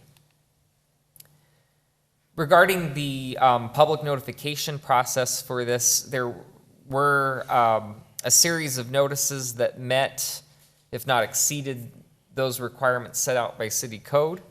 Staff hasn't received any inquiries or comments on the proposed development as a result of these notification efforts. Staff does recommend that Planning Commission approve DSA 21-00011, a major site plan for the bungalows on Florence, and I'm happy to answer any questions. Questions for staff? Member Benedict. The access from the Walmart parking there, what's the right term? Traffic control gonna be there? Stop signs, light? Because I'm trying to remember, there's a stop sign, but then one of them doesn't have a stop sign, or what's gonna be the status? Chairman Miller, Commissioner Benedict, that's a great question. So the TIAs submitted for all three of these projects have some recommendations. The first one that we looked at with Whataburger had proposed that instead of the existing stop condition be as it is right now on the Walmart access drive, which is a stop sign going north-south for traffic, it had suggested changing that condition to where the stop sign would be east-west, and so there would be free flow of traffic. So that's, if that were to be incorporated into the plan, it would involve some restriping of those lanes. There's basically two southbound lanes, and one would be striped to make left turns in, which would be heading east into Los Prados. There is the possibility, as we do some further analysis of the traffic flow, especially given that now there will be a new north-south access drive directly to Florence between this development, that access drive, that existing one we're talking about with Walmart, may be able to be presented as a four-way stop condition. That's a possibility as well now. But with that new access drive being punched out to Florence, we're anticipating that there's going to be lesser reliance on that access drive. Thank you. Chairman Miller, I have a question. Okay, let her go first. The access point along Walmart, is it a public street or is it a private street today, or will it be? Chairman Miller, Commissioner Garza, so currently it's a private access drive, but there is an existing easement that's granted giving this development the ability to use it. So the city wouldn't be maintaining the Correct. access? And then my second question is, there's no improvements to a right turn lane on Florence Boulevard at the traffic signal or the driveway, the new driveway between Whataburger and Aldi? Commissioner Garza, actually the Aldi site plan, which I'm going to review next, does propose a right turn lane into the site. So where that will be, just to describe it, because I know I always get confused when people start talking about right turn lanes, left turn lanes. So going eastbound on Florence, there will be a new turn lane to go south into the new access drive that will be in between Aldi's and Whataburger. So there's a decel lane? And Dwayne Itel just informed me that there is an existing right turn lane there to get to the existing Walmart access drive. Member Dugan. The traffic going west on Florence Boulevard, the only place to get into the grocery store or to the Whataburger, they have to go to the light to get in, correct? Chairman Miller, Commissioner Dugan, on the Aldi site plan, which I'm going to talk about next, there's a better graphic to show that circulation. However, it's a fair question for this project because it's also going to get traffic from that access drive. But if I can describe it without the picture, hopefully it's clear. They are proposing a raised, what's known as the splitter island on the new access point. And so what that will do is it will allow rights in and rights out of the Los Prados development, but it will also be designed so that if you're heading westbound on Florence, you can make a left turn in. So it's known as a 3-turn access. The only movement that it won't allow is left turns out.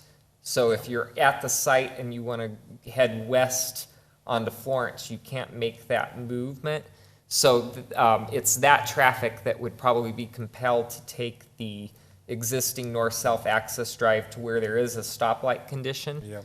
But also for this bungalow project, there is an opportunity for traffic to exit onto Via del Cielo as well, although that really won't help them make left turns, but it's just an additional way to distribute traffic. And that was my next question, the Del Road. They can go out, that's not only for emergency use, they can go out, anybody can exit out of there, correct? Correct, any of the And rental why don't you let residents. them be able to go in from there also? What's the purpose of not letting them come back in that direction where they can, if they're coming from the going west, they could turn down the Val, make a left-hand turn and come in that way and go in that gate? Wouldn't that help traffic flow better if they allow that gate to let them come back in that way also, instead of only exit it? Commissioner Dugan, that's a great question, and the applicant is here to talk about that. There's no reason in my mind why that has to be limited to exit only. The width of that driveway wouldn't have to change. It would probably be just a matter of how they position their gate. It may have to do with queuing for if there's a lot of traffic trying to access that gate. Since it is a gated community, they may have to reconfigure that, but I'll have the applicant address that. Okay, thank you. Any other questions for the staff? Chairman Miller? Member Garza. Quick question. On Via del Cielo, are there going to be restricted movements in traffic for left turns? No. So as it is currently, there would only be a stop condition to make turning movements or to go forward once you're at Florence. The traffic impact analysis that was done for all 3 developments does not affect the impact to that road to the extent that it needs to have modifications on that road. And does it sit on a half-mile section or a mile section? It does not. Okay. I think it's a 1/4 mile, and so it's known as a minor collector, but the next arterial road is Hennis, which is about, I think, 800 feet to the east. Okay. Thank you. Any other questions? All right. And at this time, I will invite the applicant and/or their representative. Oh, the popcorn. Good evening tonight, Mr. Chair, members of the commission. My name is Kyle Barcello from RVI Planning and Landscape Architecture. Property address is 120 South Ash Avenue, Suite 201 in Tempe, Arizona, 85281. So wanted to first thank James and Paul for getting all of these pending developments together to talk about the circulation, because a lot of great things came out of that meeting together, a lot of coordination and realigning the drive aisles and making sure everything really flows much better in this area. James covered pretty much everything that I would have addressed in my comments.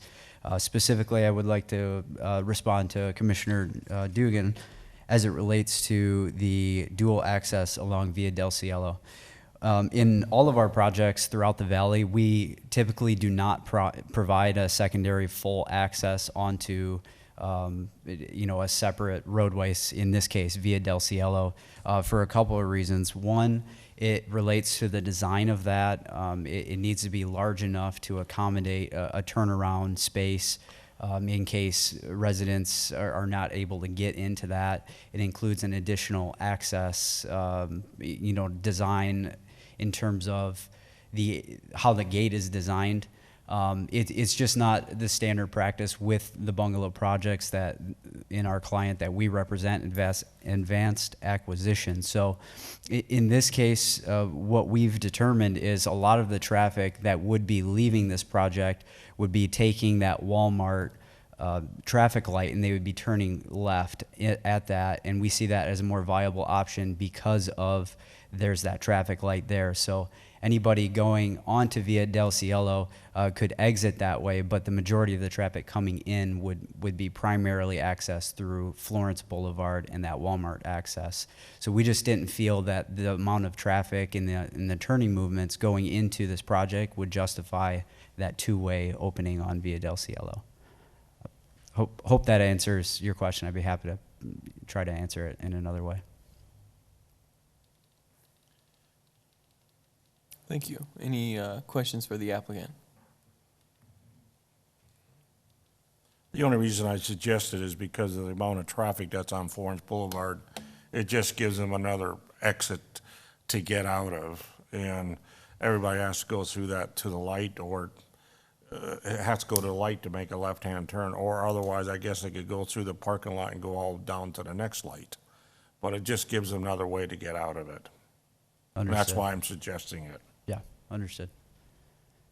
And I guess more of a question for Dwayne, as we understand it, the Florence Boulevard would have a median that goes all the way east-west in the future, so that would prevent a left turn from Via del Cielo going west on Florence Boulevard. And I think that might also contribute to part of the reason why that's proposed as exit only.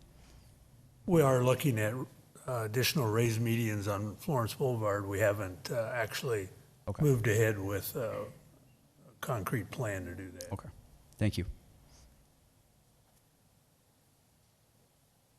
Any other questions for the applicant? No? All right. 6 months out of the year, it'll be okay. I drive up and down Florence quite a bit, and this time of year, it's okay. It's pretty doable. Well, I appreciate you being here this evening and taking time to help give us some clarifications. No other questions? All right, thanks. Thank you. So at this time, I'm going to just throw it out there to all you public that want to speak to this agenda item. Seeing nobody, I'm going to close the public portion. Commission? I'd like to make a motion that the Planning Commission approve DSA-21-00011, the bungalows on Florence. Second. So a motion and a second for the approval of the major site plan. Any discussion? Hearing none. Natalie, would you please call the roll? Member Garza. Aye. Member Peters. Aye. Member Benedict. Aye. Member Estrada. Yes. Member Dugan. Yes. Vice Chairman McBride. Yes. Chairman Miller. Yes. All right. Congratulations.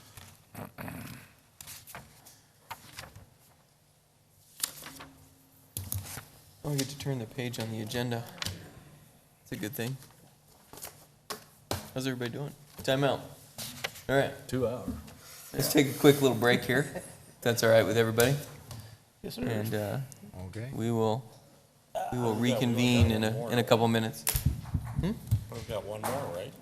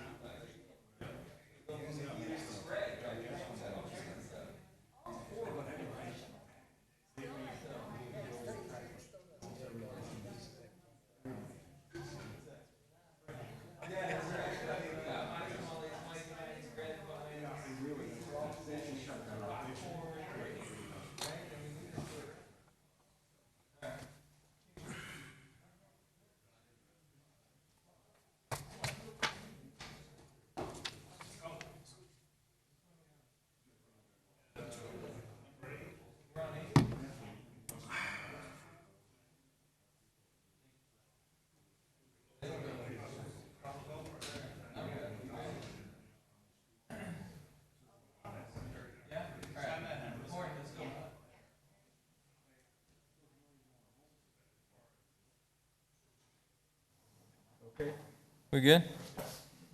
All right. Yes. Man, wow.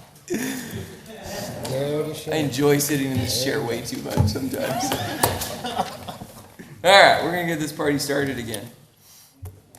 Agenda number 8, public hearing and consideration request by Sterling Margits and Brian Wright of Himley Horn. There's a whole bunch of these. DSA 21-00058 preliminary replat, DSA 21-00059 major site plan, DSA 21-00097 landscape variance. Mr. Gagliardi. All right, thank you. So this is another Los Prados development for Aldi grocery store. And just a brief overview, the Aldi site sits just to the west of the existing Denny's and Quality Inn within the Los Prados PAD and subdivision. How this fits with the other proposed developments is shown on the screen here. This is an excerpt of the major site plan that's being proposed to accommodate this grocery store. And as I was saying, this graphic does a little bit better job showing the plan circulation. Using the Walmart access drive to the west, the extension of the east-west access drive into the Los Prados site, and showing the fact that there will be a new north-south access drive between Whataburger and Aldi. Some facts about the proposed development is it is proposed to be a 20,442 square feet grocery store. The site sits on 2.84 acres, and they're proposing 95 parking spaces. In addition to the major site plan request, they also are requesting a variance to the landscape code to allow a 13-foot deep landscape area where 15 feet is required. But first, I'm going to discuss their preliminary replat request. The reason for this request is to reconfigure the existing lots within Los Prados subdivision to accommodate the new Aldi, Whataburger, and Bungalows development. The Los Prados subdivision plat was recorded around 1987, and it is shown on the left. The replat will be dubbed Los Prados 2, and it'll be for 3 lots. Lot 1 will be for Whataburger at 1.3 acres in size. Lot 2 is for Aldi at 2.3 acres, and Lot 3 is for the Bungalows development at 16.4 acres. The area highlighted in gray is an exception. It's part of the original Los Prados subdivision, but it's not included with this replat. It's where Denny's and Quality Inn sits. That will remain part of the existing plat, and the replat will be new for these 3 lots. Also, as part of the replat, there will be a 20-foot dedication for Florence Boulevard right-of-way. With that 20 feet dedication, it will make Florence a 70-foot half-street, which is what is required as a principal arterial road. So it will meet its necessary 70 feet half-street dedication. When reviewing preliminary plats, there's a number of things that staff looks at to ensure that the plat is adequate with regard to compliance with the general plan, zoning, accommodation for drainage, roadway, etc. I'm going to just talk about these 2 highlighted items. The first is the conformance with the zoning. This is within the Los Prados planned area development zone. Lots 1 and 2 are commercially designated per that planned area development zone. And Lot 3 is the area that is subject to the recent PAD amendment to allow a single-family rental site for 191 units. The Los Prados PAD does not provide a lot of specificity with regard to development standards, and it doesn't provide any sort of direction in terms of what an adequate lot width or lot size is. So what staff did is we compared these proposed lots with the most similar hard zone districts. So lot 1 and 2 are very similar to the city's B2 zone district, which these lot sizes and lot widths do comply with. So our analysis is if it complies with our standard B2 zone, it can comply here, or it will function here rather. And lot 3, where the bungalows is going, is probably most similar to an R2 or R3 multifamily zone. And this lot configuration also meets that which is required in that zone district. The next I want to talk about is access and adequacy of public road and infrastructure. So as I discussed previously, they are taking a number of steps to ensure not only adequate vehicular circulation through the site, but there also will be an enhanced pedestrian circulation as well. One thing that I would like to update the Planning Commission on is that if you recall, when Whataburger was in front of you, there was a discussion about bringing a sidewalk along the east side of the Walmart access drive that will now be accommodated. There will be a sidewalk running north-south along the western part of Whataburger next to the access drive. There will also be a sidewalk along the east side of the Los Prados access drive and a sidewalk on the north and south part of the east-west access drive through Los Prados. The other thing that I want to speak to with regard to traffic is that there will be the aforementioned 20-foot right-of-way dedication for Florence. This will allow the ability to construct a right turn lane into the new access drive. Via del Cielo already does have the dedication. That was achieved with the first plat for Los Prados. However, there will be half-street improvements to Via del Cielo abutting the bungalows development. As far as the next steps go, should Planning Commission approve this preliminary replat, City Council will then consider the final replat at an upcoming hearing. And then what will happen is there will be the continuance of the 3 respective developments to submit site development permits, public improvement permits for any sort of off-site work that would be associated with their development. Staff recommends that Planning Commission approve the Los Prados preliminary replat. The next application being considered this evening is for the major site plan for Aldi. These are the review criteria that staff looks at when considering major site plans, and the staff report goes into each one of these in great detail, but I'm going to just talk about the 2 highlighted items. The first item I'm going to talk about is the conformance with the city's general plan. It's probably no surprise because you saw this with the presentation before, but this site sits within the community corridor designation of the 2030 general plan. What community corridor strives to achieve is a design of development that minimizes vehicular activity, sort of underscores that, and tries to promote pedestrian activity. And so one of the ways that this site plan achieves that is by providing only 1 row of parking between the building and the Florence Boulevard right-of-way. In addition to only providing 1 row of parking, which helps minimize that sea of parking that would otherwise be seen between the building and the street, is they're proposing a screen wall that will help also minimize the view of the parking area. Additionally, they're going to extend the public sidewalk that's along Florence Boulevard into the site by running a sidewalk along the east side of the new north-south access drive. That sidewalk will extend into the site through a series of crosswalks to lead to the building proper.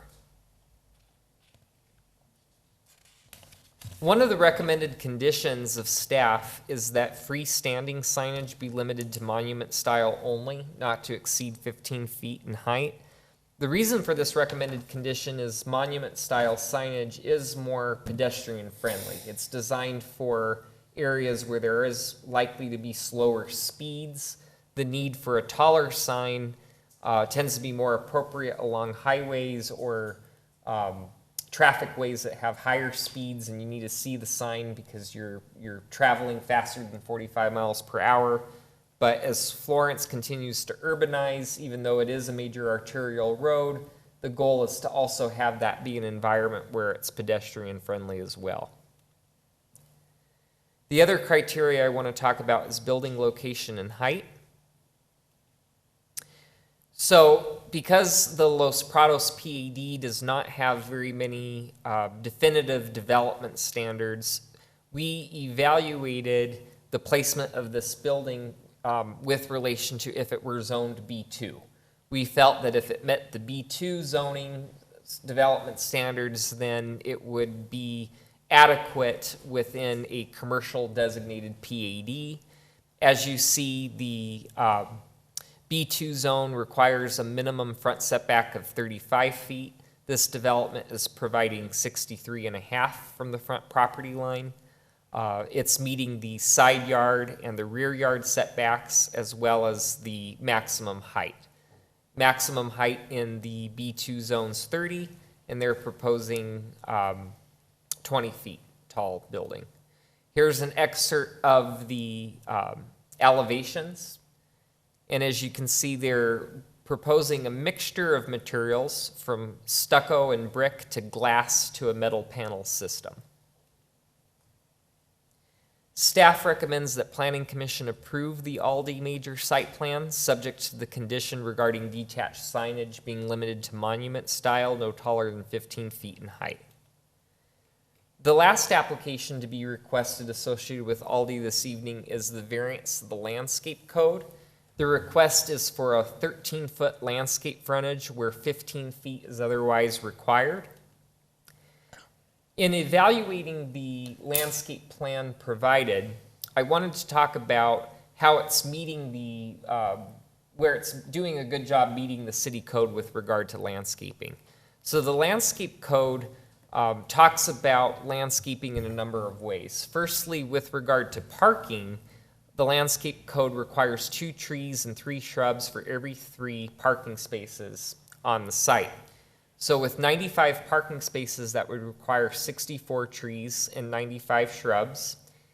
And they are providing 64 trees, but over 300 shrubs and accent plants. The landscape code also talks about frontage distribution of landscaping to where there should be 1 tree and 3 shrubs for every 30 feet of street frontage. The lot is to be 333 feet wide, so that would require 12 trees and 36 shrubs.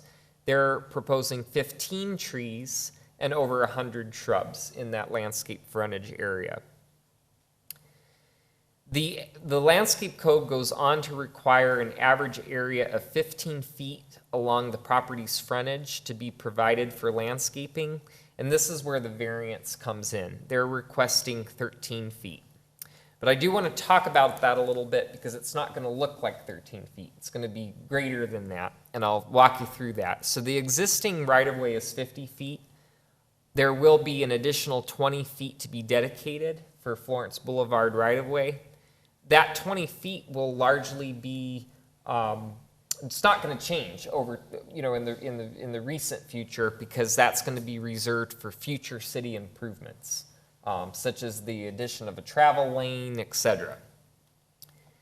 So as existing, there will be, after the dedication, there will be 8 feet of that right-of-way that per the street profile is unused. It's not designed for any sort of roadway improvement. It's just a gap between the public sidewalk and the property line, which is allowed to be landscaped and will be landscaped. But the point being is prior to any of those future improvements, as you see, there's going to be landscaping well north of that area. They're going to utilize the 8 feet of unused right-of-way for landscaping, and then 5 feet on the property for landscaping, totaling 13 feet of landscape. Normally, in order to meet the 15-foot requirement, if you were to use the unused portion of the right-of-way of 8 feet, then that would mean you'd have to provide at least 7 feet of landscaping on the property.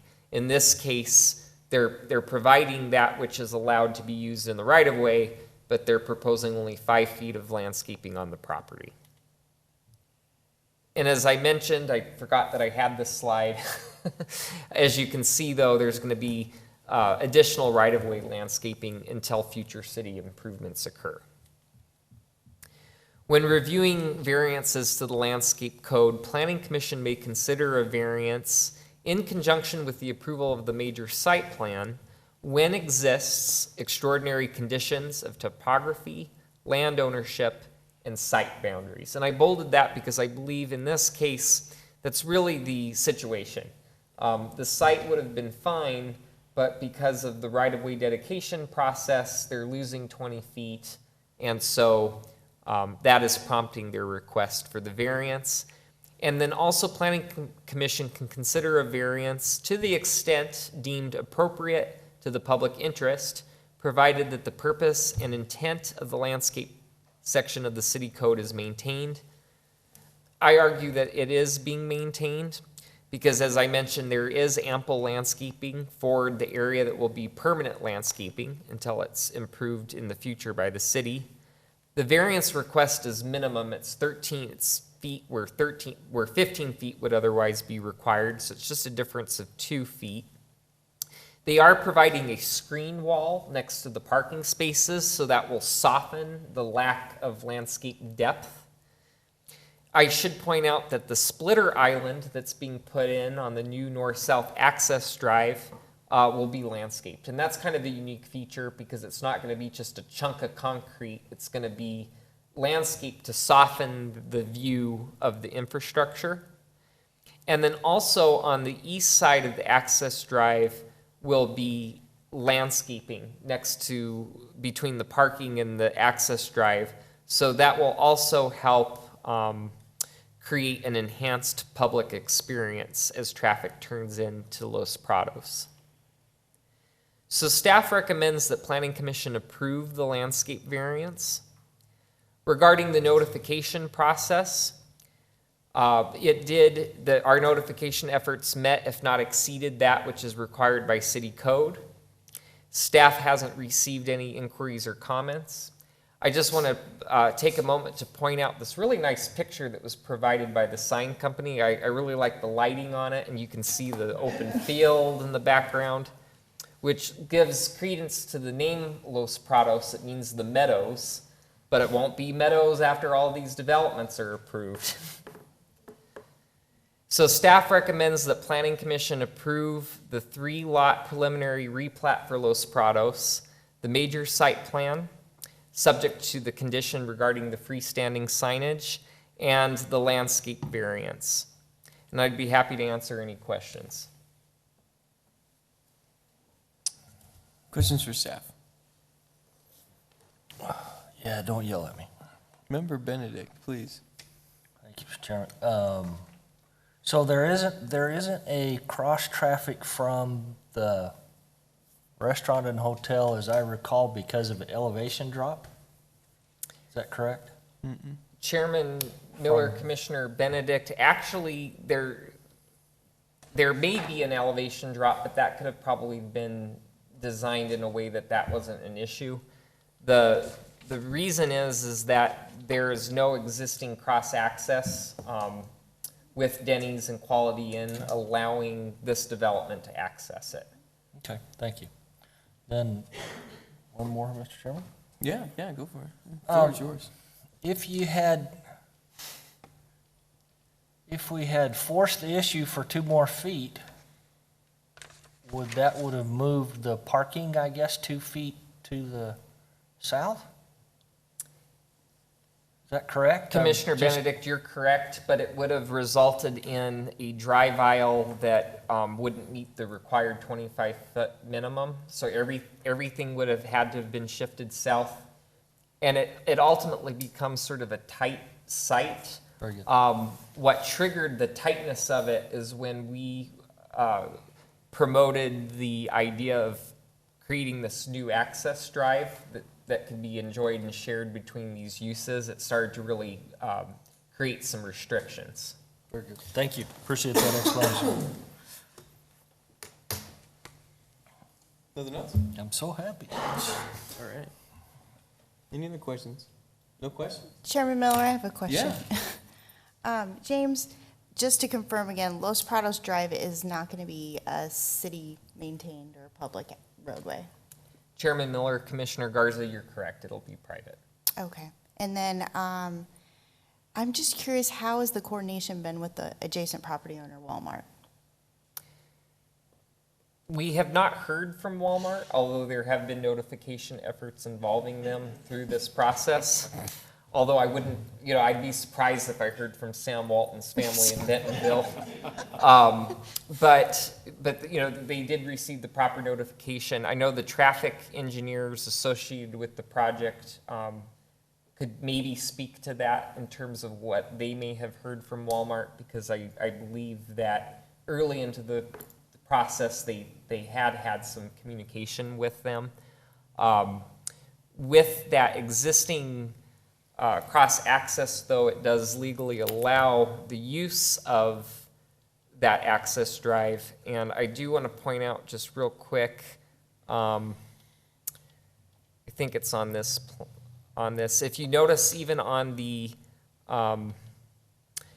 original plat, I don't know if it's on this document or not. Bear with me here. It's not on this one. On the original, on the PAD for the site, they had already, back in 1987, showed possible connections to the Walmart site before even Walmart was there. So it's always sort of been envisioned for there to be connectivity to the adjacent commercial development. Yeah, and my only concern is raised is where the maintenance lies. Who's supposed to take care of the access, because it's shared, and there isn't a public entity involved. So that was my. It's legit. Good question. Any other questions? No, you don't have a question. Golly, man.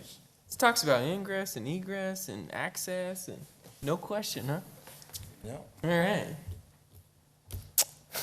With that, then, applicant and/or representative like to come forward, speak to this agenda item? Mr. Chairman, members of the commission, thank you for having me. My name is Brian Wright. I'm with Kimley Horn, representing Aldi here.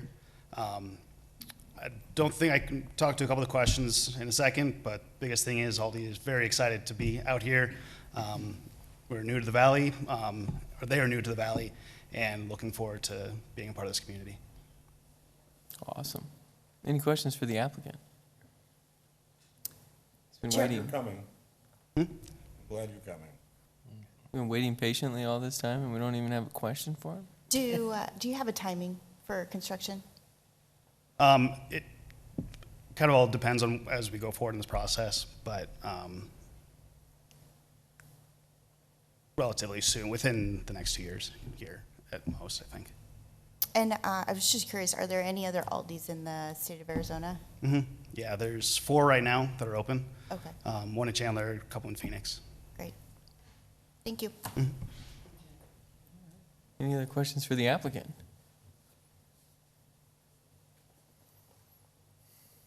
No? All right, well, hey, thanks for being here. Thank you. Thanks for having waiting me. patiently. Absolutely.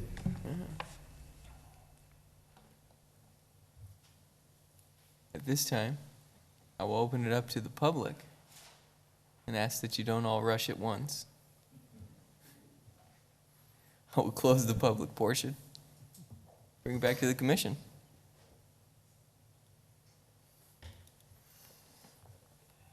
What's going on? Motions, comments, gripes, groans, or moans? What's going on? Talk to me. Mr. Chairman, I'll make a motion, please. Sure.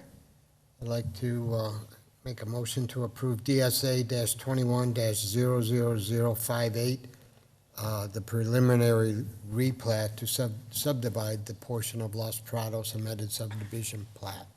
Second. It's well stated. Motion and second. Any discussion?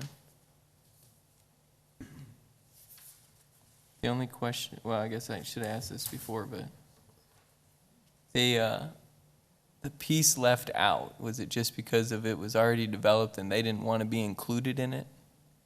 I Yes. assume? I assume that's why? Okay. Yeah. Right. Just wanted clarification before we move That's forward. it. Any other questions or discussion? Natalie, call the roll. Member Garza, Aye. Member Peters, Aye.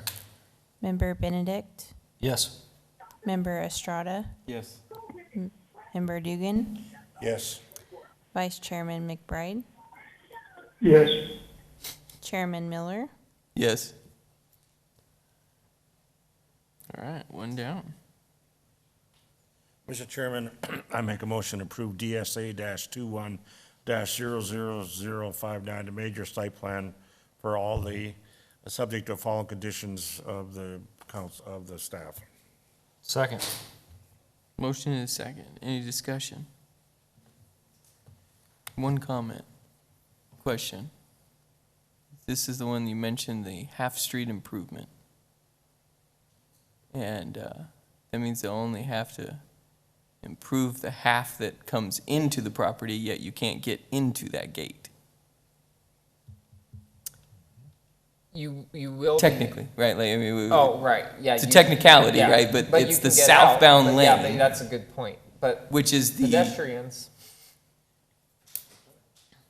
perhaps, going out the gate. Pedestrians, sure, I'm all for that, but we're improving a half street, because once you get past the hotel, there is no street. So they have to improve their half street, yeah? So, Mr. Chair, I think that comment you're making was on the bungalows, the prior item, wasn't it? Oh, yeah, it was, never mind, I missed it.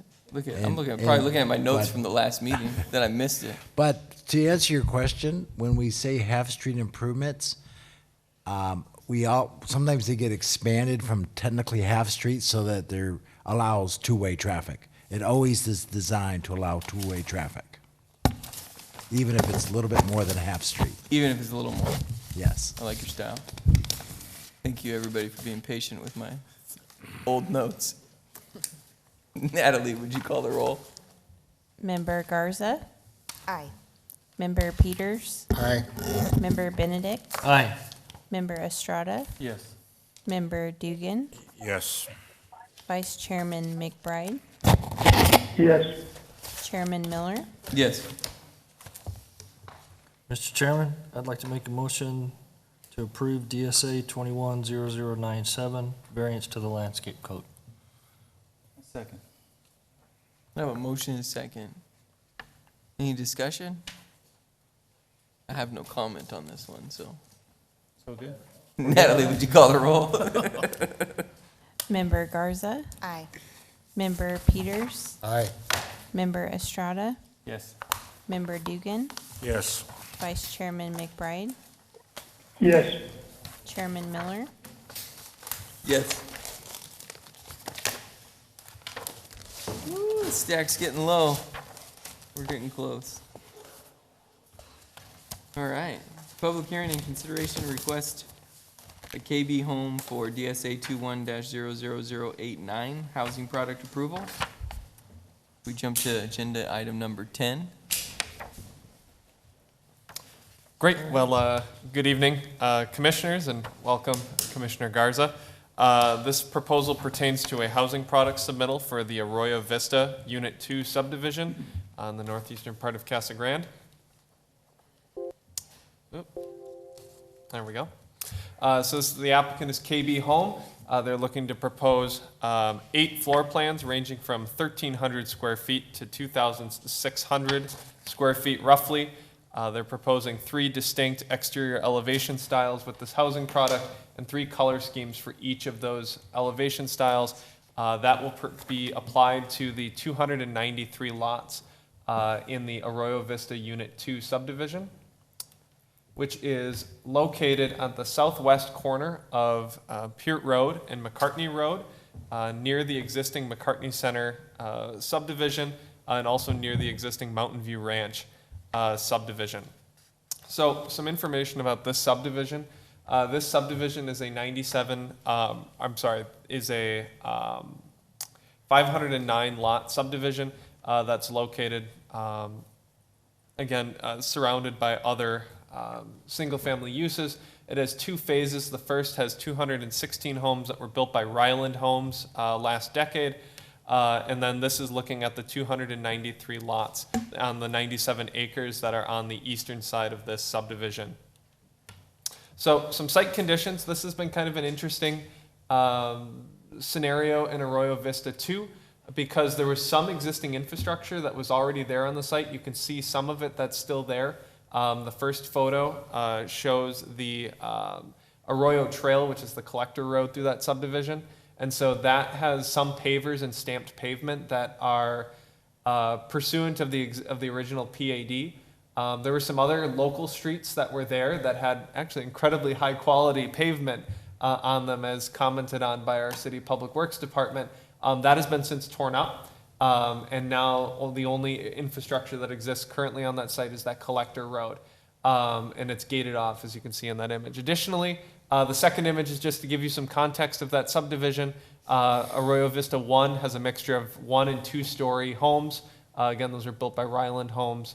And so you can see how where those homes are going to go on the eastern side of Arroyo Trail in Unit 2 of this subdivision. Some brief history about this site.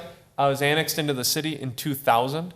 It was originally zoned urban ranch until it was rezoned as planned area development in 2002. In 2002, it also received its first preliminary plat for the 509 lot subdivision that you see today. That was renewed in 2004 because that had expired. In 2004, there was a final plat approved for Unit 1, and in 2006, there was a final plat approved for Arroyo Vista Unit 2, that subdivision. And the history really, for our subdivisions, the only real point that is different than most of our subdivisions is in 2009, there was a PAD amendment and a conditional use permit that was approved for a charter school in the Arroyo Vista PAD. This is a little bit more relevant for the model home conditional use permit that follows this presentation. But that basically said that in an area that took up 16 lots in this subdivision, very close to the intersection of Peart Road and Arroyo Trail, a charter school is allowed to be built on that land, in addition to single-family residential remaining a permitted use. That was conditional on that school being chartered and constructed. It was not constructed, and so that is land that will be occupied by a model home complex that we'll talk about in the next presentation, and also homes with this housing product. So if we dive into the housing product itself and the design review, what sets this proposal apart from some of the other ones that we've been reviewing is the fact that while they're all 1 story, they are all 48 to 50 feet wide. 7 of them are 50 feet wide, and 1 of them is 48 feet wide. This is a little bit more indicative of the product that KB is putting forward in the Tucson market as opposed to the Phoenix market, which kind of follows what we've seen this year with housing product, is that we've seen some wider models. Country Walk Estates was the most recent one to get approved that was showcasing more of that kind of wider Tucson model. And so those, again, for both the entry-level homes at 1,300 feet and our larger homes at around 2,600 square feet, you're seeing those kind of wider elevations that are de-emphasizing those 2-car garages and showing a little bit more in terms of front porches, covered entryways, things like that. And this just gives you kind of a primer of how those different elevations look and how those different styles differentiate from one another. Just some basic features to pay attention to. Elevation A, the Spanish elevation, they all feature arch detailing and all have covered entries. the Southern Italian elevation type. They have more bracket arches and have dual stucco tones. They have kind of a unique dual stucco type finish that looks rather nice. And then there's the Tuscan C elevation. That features covered porches. They emphasize that porch structure a little bit more, some more square detailing, and they have stone finish, which is something that we really look for and in a lot of our elevations that we get approved here. So for proposed color schemes, you can see the ones that are proposed with this housing product. It's worth noting just a couple details that terracotta tile will be used on the Spanish and Southern Italian elevations, a little bit higher durability material on those roofs. And then the Tuscan elevations will also include stone finishes on the front. The only other comment of note here would be that something we try to encourage in the city is that all of the color palettes put forward offer something beyond the kind of earthen tones, the beige tones, something to really differentiate between homes. And what you'll see here is that each of those color schemes has a blue, a red, an orange, something that really kind of stands out from the rest of the home and really provides a stark accent color. It's something that really tends to make homes look a little bit nicer and kind of age a little bit better in terms of their appearance over time.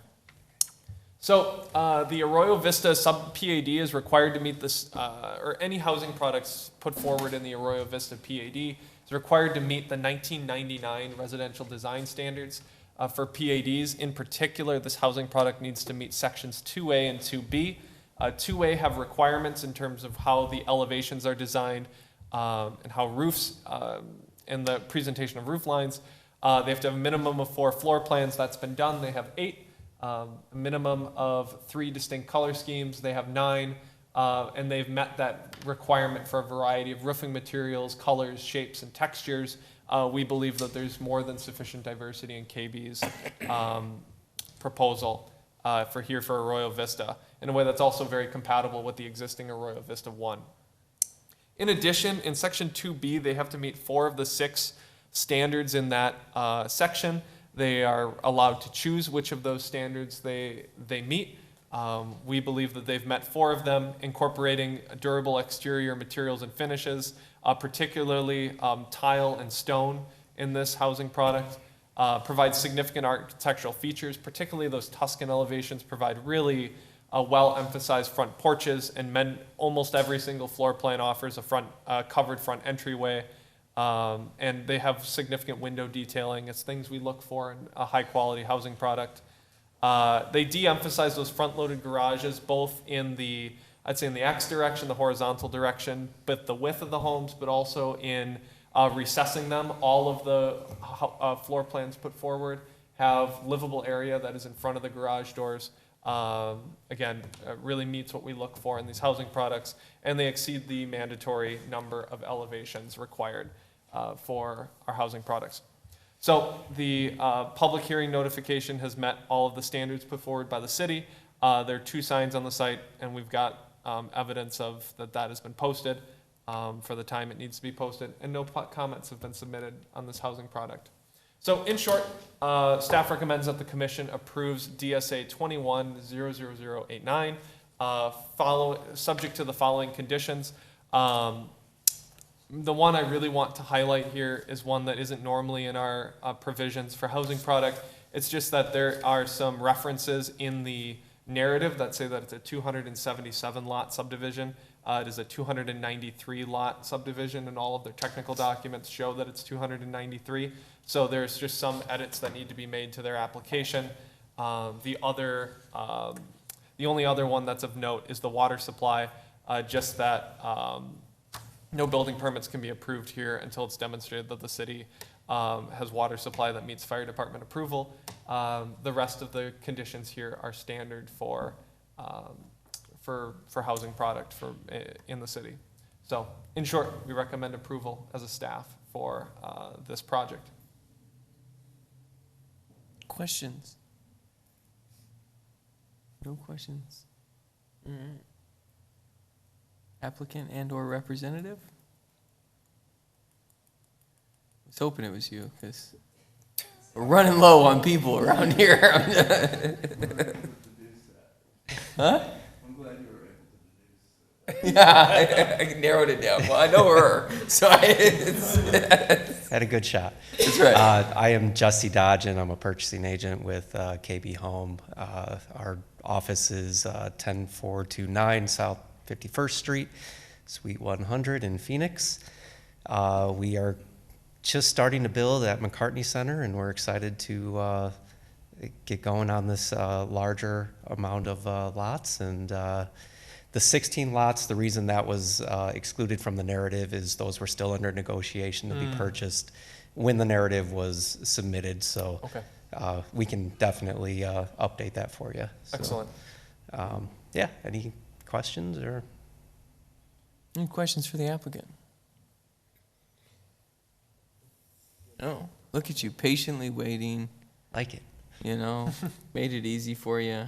Well, thanks for coming here this evening. Thank you. All right. I'll be ready for the next part too. That's right. Yeah, don't go far, okay? Don't go far. I will open it up to the public. We don't have anybody on Zoom, do we? No. Okay.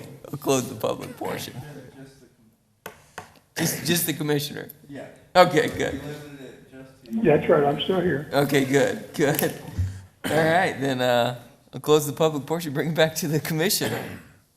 Mr. Chairman, I move to approve the housing project DSA-21-00089 for Era Vista Unit 2, subject to following conditions of the staff.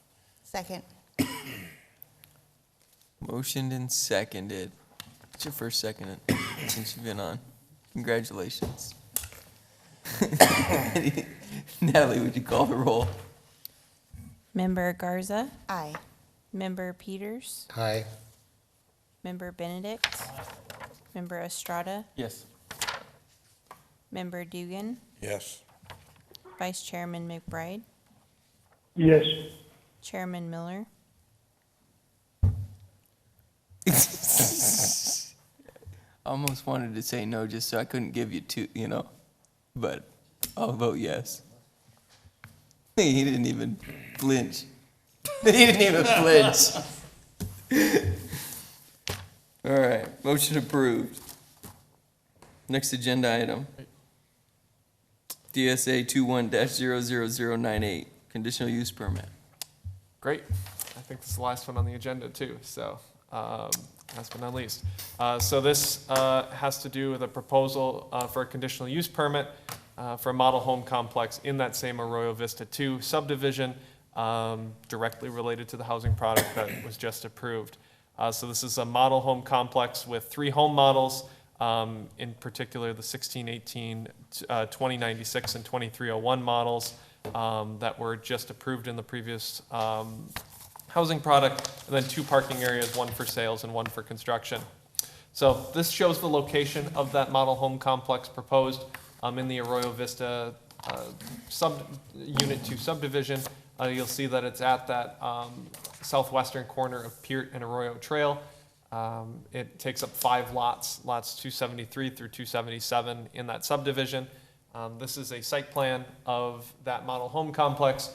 You can see the 3 home models that are built to the PAD standards for the Arroyo Vista subdivision, and the 2 parking areas, which will provide 13 spaces in total, 12 spaces, and then 1 paved accessible space. All of those parking areas will have the 3-inch minimum, decomposed granite. There's walkways that connect the homes. And then there's landscape packages that were a part of the housing product that will also be applied to these lots as well. So in terms of our conditional use permit criteria, those have been detailed in your staff report and are also on the screen here. I want to spend some time focusing on just 2 of them in particular. The first has to do with the relationship to roadways and highways. We want to put forward that this does a particularly good job of avoiding traffic impacts on the neighborhood with sales traffic, even though that's relatively low, just because of its location close to the Arroyo Trail collector and the Peart road arterial there. That traffic doesn't need to cross far into that neighborhood. It's very visible from Peart Road as well. It is not something that will have any real adverse impacts in terms of traffic on that neighborhood. The other one I wanted to take a look at was just the, this slide. Adverse effects on abutting properties. Sometimes it can be a question of if signage or some of these other features of model home complexes could affect abutting properties, especially as those homes are being built.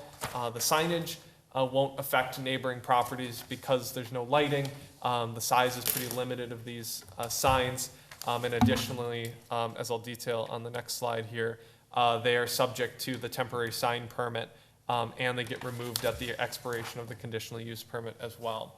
The parking lots, they don't adversely affect the lots at all, so those could eventually be redeveloped into single-family homes. And on top of it, as block walls fill in around them from behind, and because of neighboring tract areas, those won't adversely affect surrounding homes by having cars parking next to other existing single-family homes as they get built. As I said, the low traffic on the site really avoids any particular adverse effects in that regard. I'm going the wrong way. The only thing that we wanted to call attention to in terms of the site plan for this model home complex is the outdoor portable toilet, just to avoid any aesthetic or visual effects that detract from the goals of the Arroyo Vista PAD. We're suggesting a condition to just screen that outdoor toilet there, just to ensure that that's not visible from other residential properties that are building around this area. Just again, it's solely in terms of aesthetic and visual effect and ensuring that we're meeting all of the goals set forth in that Arroyo Vista PAD as it was written. It's compliant with the general plan. It's compliant with the general health, safety, and welfare of the community. No negative effects there. It follows the same public hearing notifications of the housing product, DSA 2189. The signage and the appropriate mailings have been put out. And the appropriate newspaper posting was also put out. There were no comments or public inquiries on this project either. So in short, staff recommends that the commission approve the conditional use permit for the model home complex, DSA 2198, for the Arroyo Vista subdivision, subject to the conditions that you'll find in the staff report, and I'll also show on the screen here. Just a handful of conditions that we generally apply to these types of model home complexes receiving conditional use permits. And also just the portable toilet condition there is the one that's unusual for a model home conditional use permit. So with that, we recommend approval for this, and I'll open it up to the commission with any questions that you have. Questions for staff? I just have one question. What, in the conditional use permit, and that would be the condition A, it mentions the undeveloped lots within Gila Buttes. I don't understand, what's that got to do with it? That's a typo in the report, and that's my apologies. That's been a typo that carried on from several reports ago. He's just testing you. So, he wanted to make sure you read your staff report. Yeah, glad you've read the staff report, but unfortunately that was a typo. So please forgive me for that. I'm sorry I asked. Okay. I'm a young planner. You have to embarrass me a little bit now and then. So I'm green. You missed it, Brett. That wasn't on anybody else's question notepad over here, so. Okay. All right. Any other questions for staff then, since we got that cleared up? No questions? No? All right. Hey, do you want to come state your name and address again, or are you? Jesse Dodgen. Our office is located at 10429 South 51st Street. Suite 100 in Phoenix. As far as the issue with the screening on the Porta-John, there should have been a detail sheet included with the submittal, so if that's missing, I can get that to you. Great. Guarantee you, we do that on every Porta-John at every Great. model home complex, so that will not be an issue. Excellent. Thank you for clearing that up for us. Yes. All right. Any questions for the applicant? No? All right, well, thank you again. All right, thank you.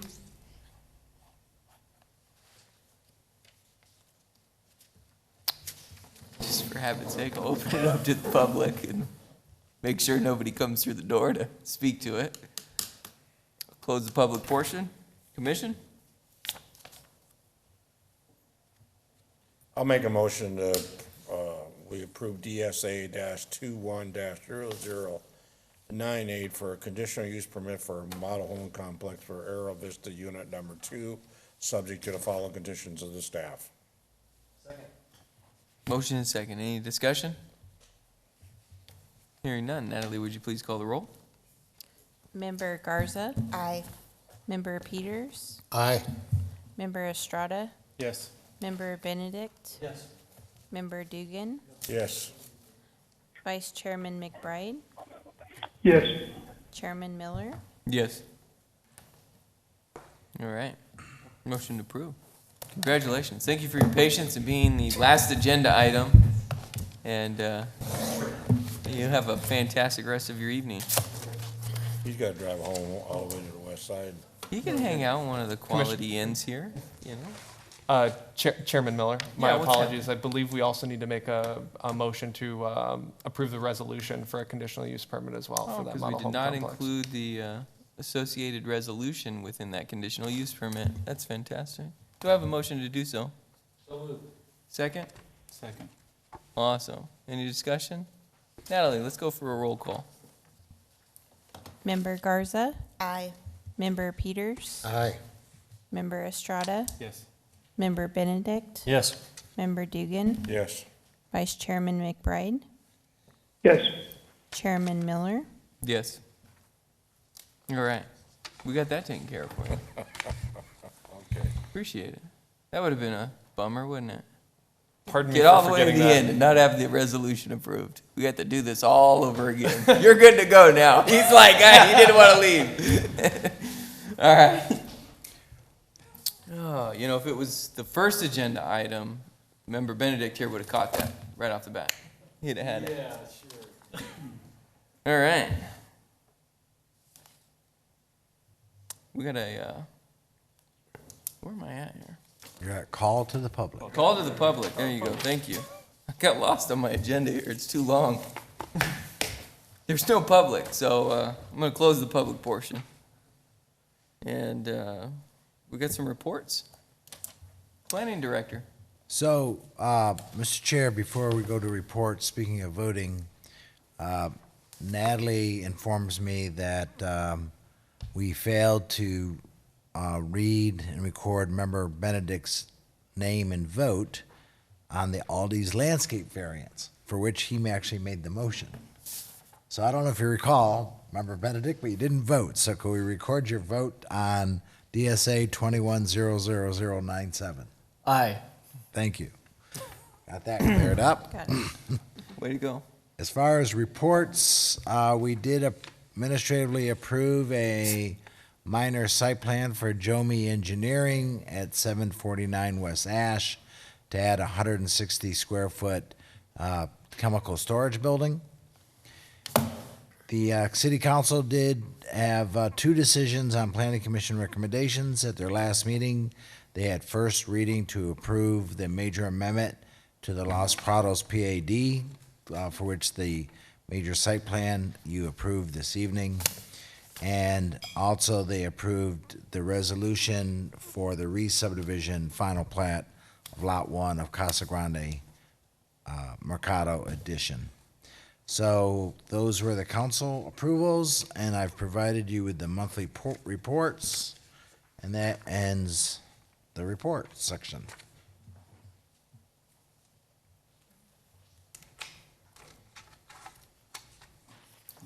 Move to adjourn?